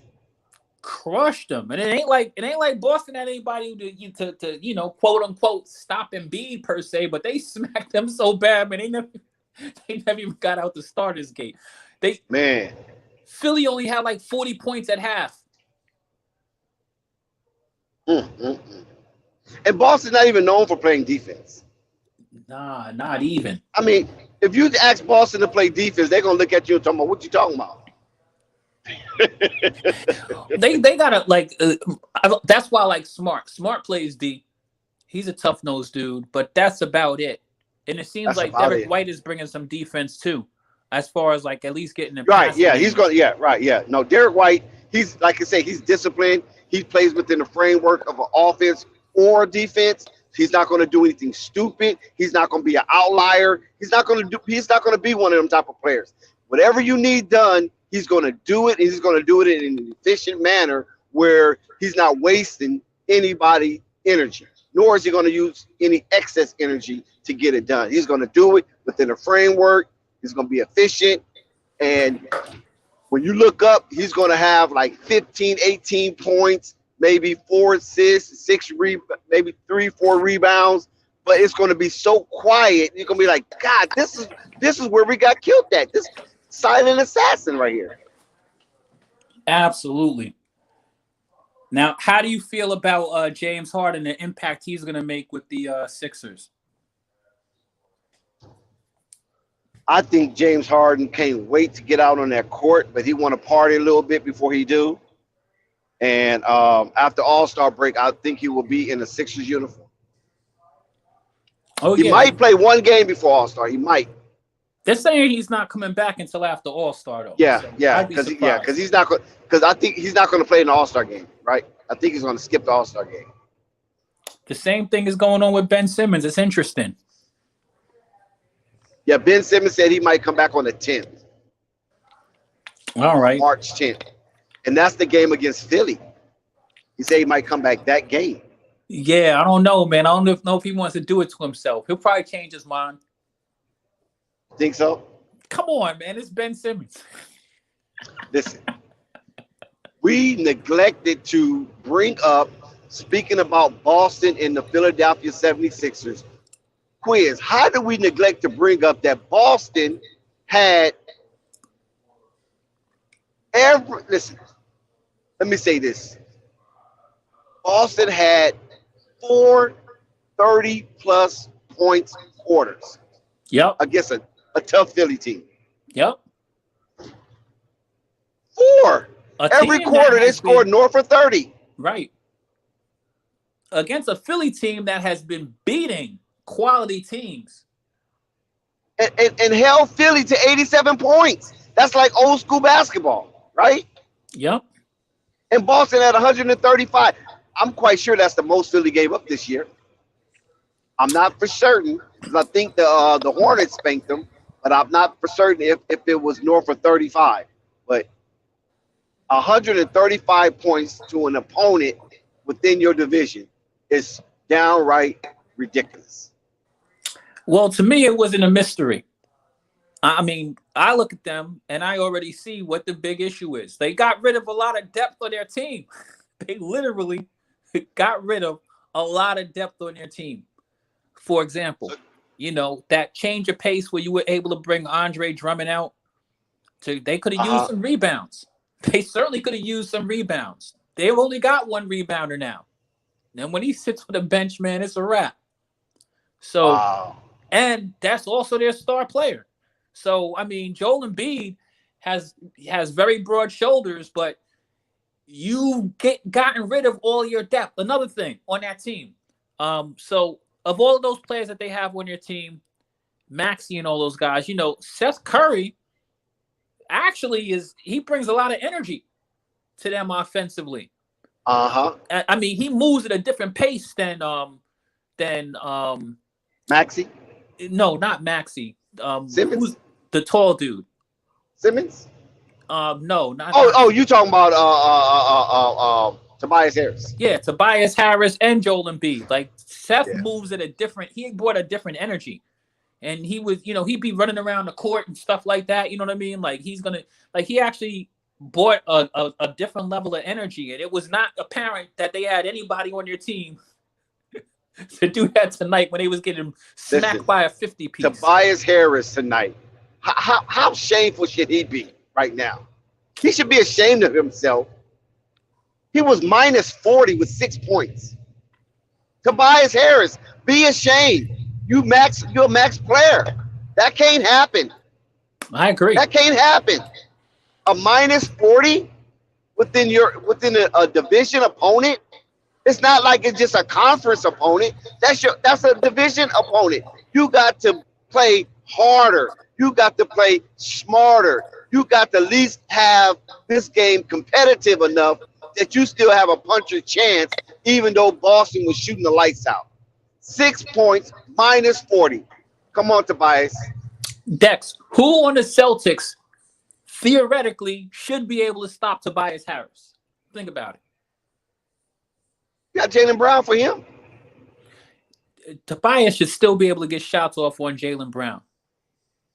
Yeah, but Jaylen Brown's going to, he's tenacious, so it's not like it's going to be easy. And Tobias Harris is not a sharpshooter. Tobias Harris has a size advantage on him, one, and Tobias actually can play in the post a little bit too. That's true. 6 points. 6 points is unacceptable in a game where your team is really needs some help. And I mean, Joel Embiid dropping 40 pieces, man. I mean, like he's been doing that. Maybe he's just becoming accustomed to just being, sitting around and watching. So James Harden will be very welcome by Embiid when he gets on the court, because they're missing all of that depth that they had before. And then they had the youngster score 18 tonight, Nate Smith. Mm-hmm. See, he's 6'5". He got a little size on him. Yeah. He scored 18. So isn't that ironic? A black guy named Nate Smith playing for the Boston Celtics. Wow, it's you couldn't have scripted it. You can't make that up. For those of you guys, that's crazy.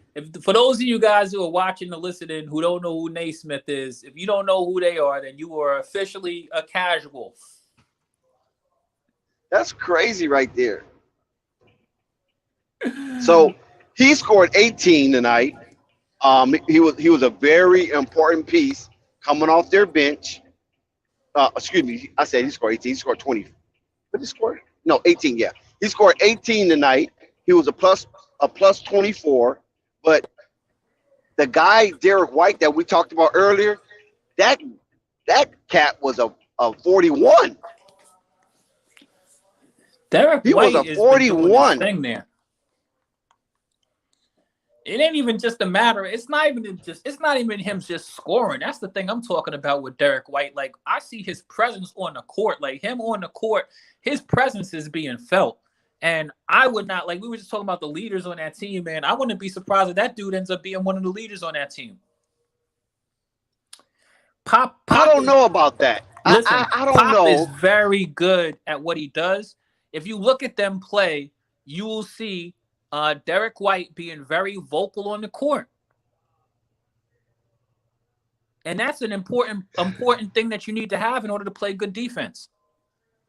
Yeah, well, are you saying that because of Marcus Smart is out, or are you saying he would do that in spite of Marcus Smart? Well, remember, Smart just went down in that game. I'm talking about he was doing that with him and Smart. I think that Smart, like I said, I think that Smart was really the I felt as though Smart, the intensity, and the fact that he actually, just something about Marcus Smart. He seems to be the very gutsy guy that takes on challenges that, while everybody else is cooking, Marcus Smart's out there, running around out there, taking on the challenges. He's not running around out there, trying to drop 30 per se, you know what I mean? But Marcus Smart brings a lot to the table for that team. And when I was looking at the Celtics these past couple of games, because they've been playing great for a minute now, especially since this trade, I have definitely noticed, I've noticed Derek White. Remember, I was like, this guy who came from San, I don't even know the dude's name per se. I'm like, man, this dude out here, man, I just see it on the court. Like, he is, like, him and Smart would vibing and gelling together. I think he's bringing something to the table to help them out defensively, whether it's just the fact that he came up out of that Pop system, so he knows, like, Pop ain't going to play you if you don't do certain things the right way. You know what I mean?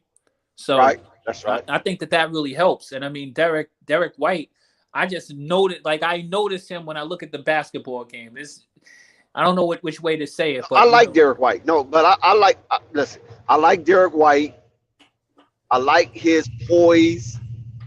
He was a perfect fit for the San Antonio Spurs with the Kawhi Leonards of the world. He was under in that regime. He was with Devontae Murray. Pop discovered him, and he was like a hidden jewel. And at one time, we thought it was basically a battle between Derek White and Devontae Murray, who was going to be the springboard from that young core to help Kawhi Leonard. And then we already know what the story went out with Kawhi Leonard. He ended up getting traded to the Raptors. DeMar DeRozan comes down. Devontae Murray started to, like, seize the moment with the DeMar DeRozan, and it seemed like, I think White got hurt. Derek White had got hurt, and he never really came back to a prominent role for the Spurs. So that's why I believe he was basically let go and he was expendable. Because once Devontae Murray sprung up to be the man for the Spurs, then that made Derek White more expendable, because I believe Murray just can do so much, and Derek White is kind of limited in the things that he does and how his game was patterned for the Spurs. Right. Yeah, but the one thing you'll learn about playing with Pop is you're going to learn how to be a professional, and that's what I like about him. Like you said, his poise. He's not a soft dude. He seems like he's a good teammate. All the dudes who come out of Pop systems actually are that way. They've been doing that since Tony Parker and them dudes. So. Right, exactly. I mean, yeah, even before then, you know what I'm saying? With the Sean Elliott's and the Malik Rose and those guys, you know what I'm saying? The Del Negro, you know what I'm saying? Yeah, so, man, you're taking it back, boy. You're taking it back. Yes, sir. I like all those guys. And listen, Derek White made, and now Derek White is gone, I'm trying to figure out who is it?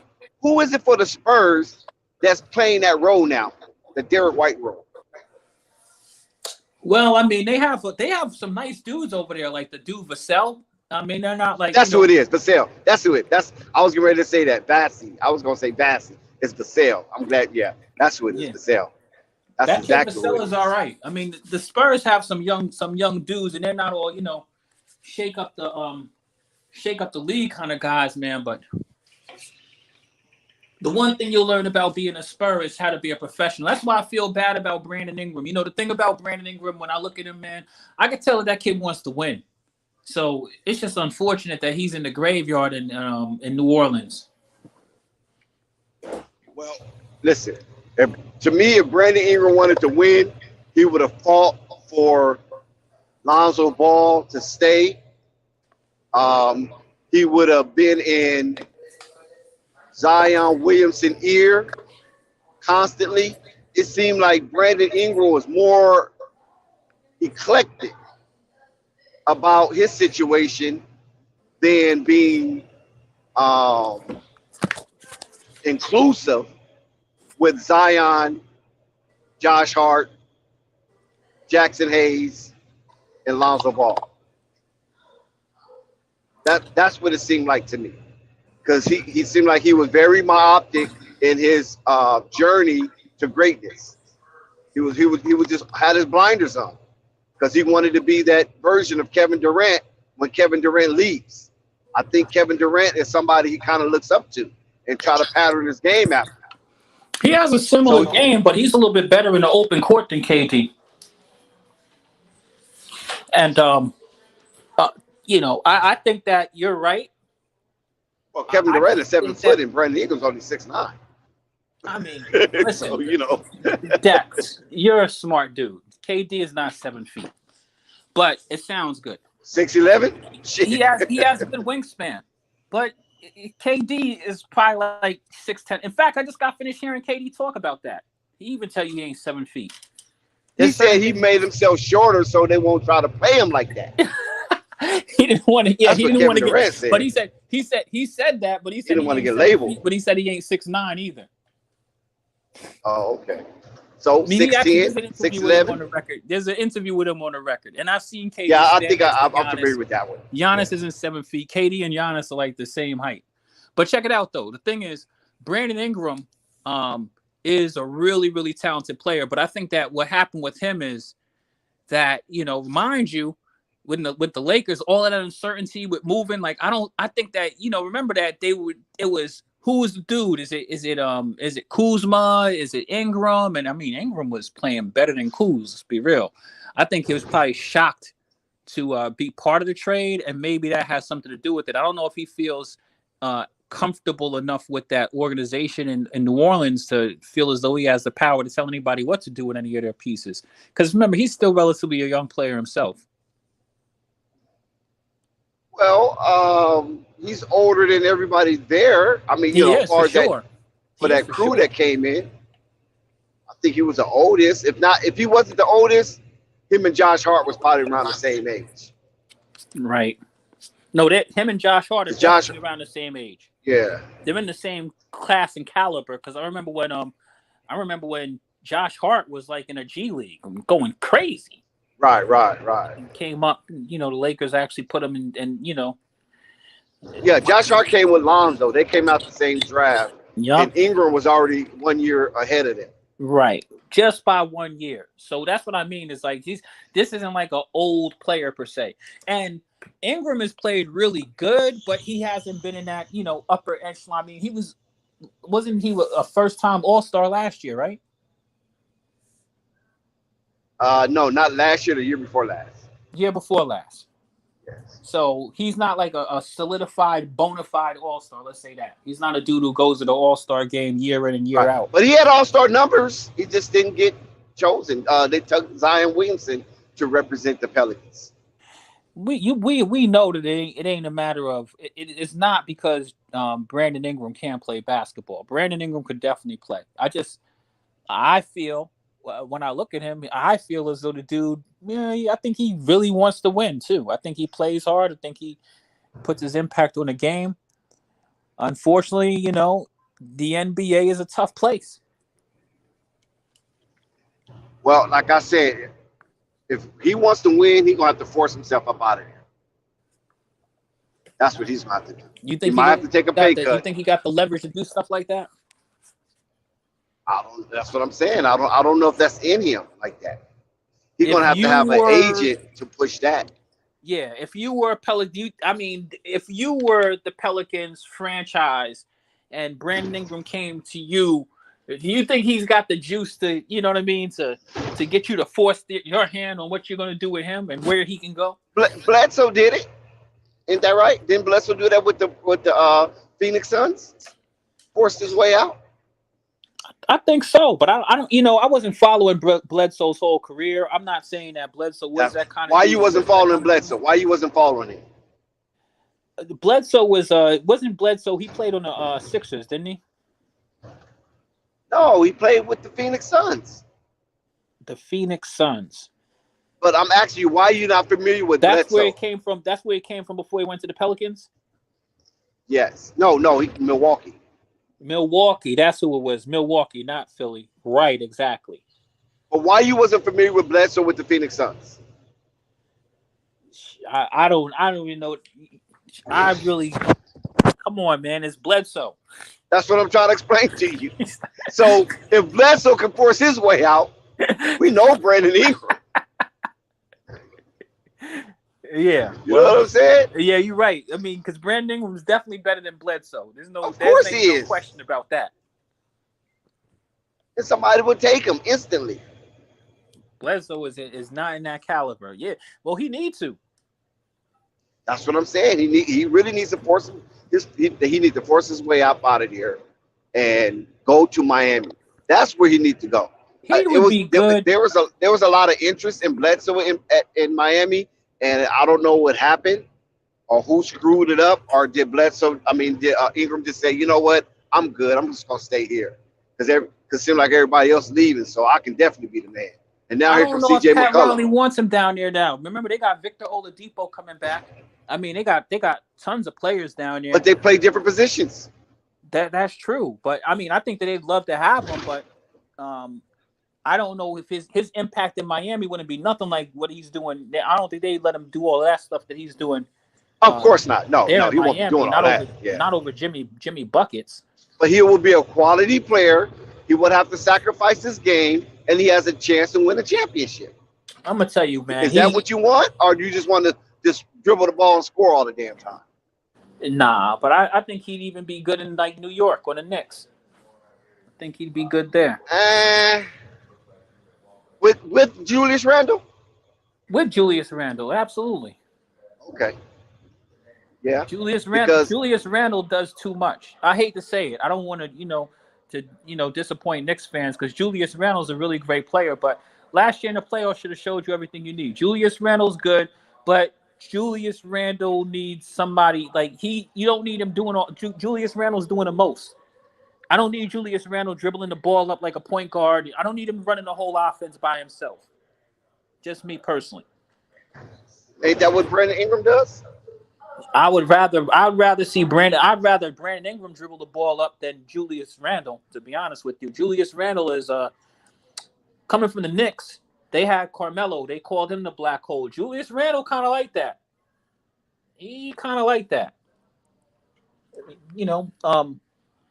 First off, the reason I like Brandon Ingram bringing the ball, I think that Brandon Ingram's a better coast-to-coast player than Julius Randle. No knock on Julius. I just think that Brandon Ingram is better at that. And Brandon Ingram can slow the ball down and, get into the half court and actually pass it to other people. Julius sometimes doesn't do that for whatever reason. He sometimes just get into his Julius Randle bag. Well, if that means Julius Randle's not going to get that many touches. You still got Barrett. You got Barrett. You got Randle, and you got Kimba. So it's going to be a lot of sacrifice going on. Yeah, but Barrett isn't a ball dominant dude. Barrett is, take a look at his average amount of shots that he's taking per game. In fact, he's shooting a little bit more than he was before, which I like it because he's actually getting better as a player to me.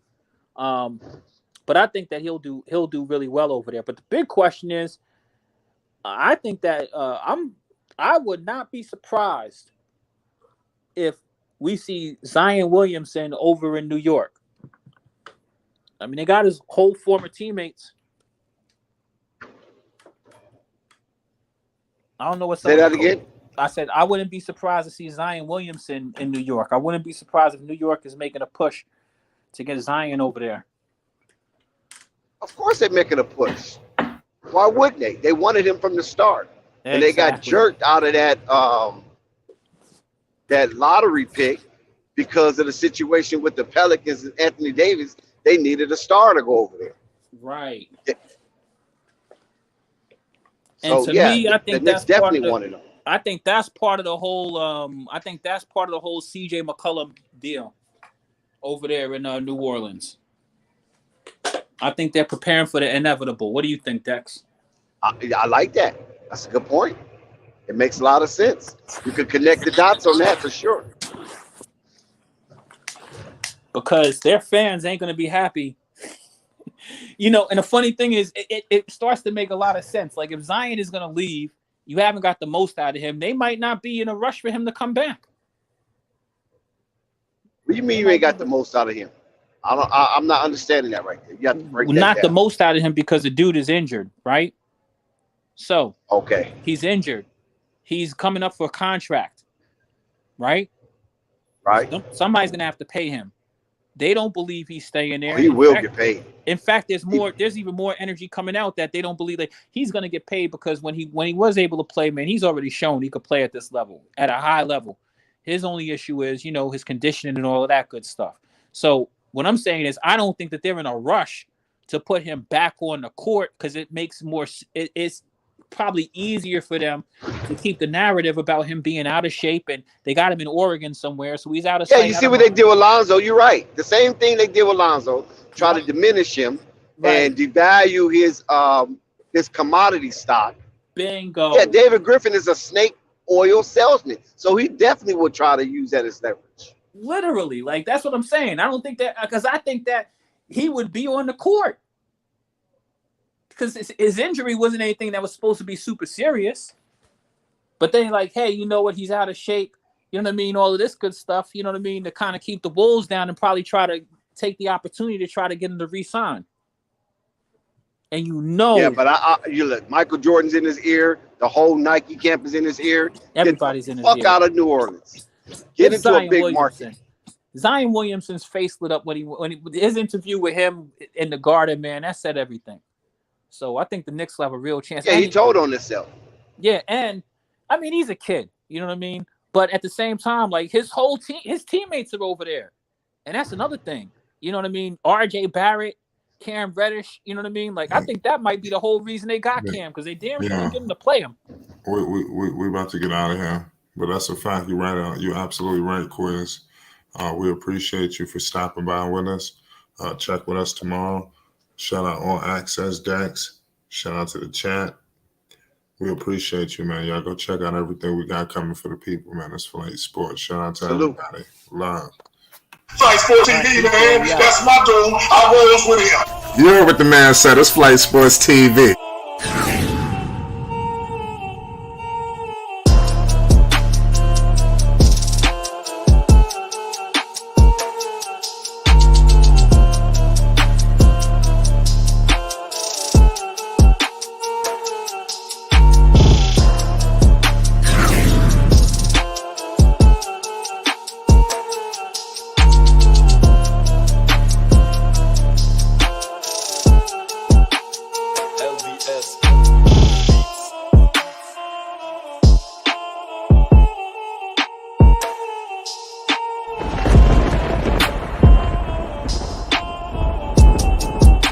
Like I said, Flight Sports TV, that's where it's at.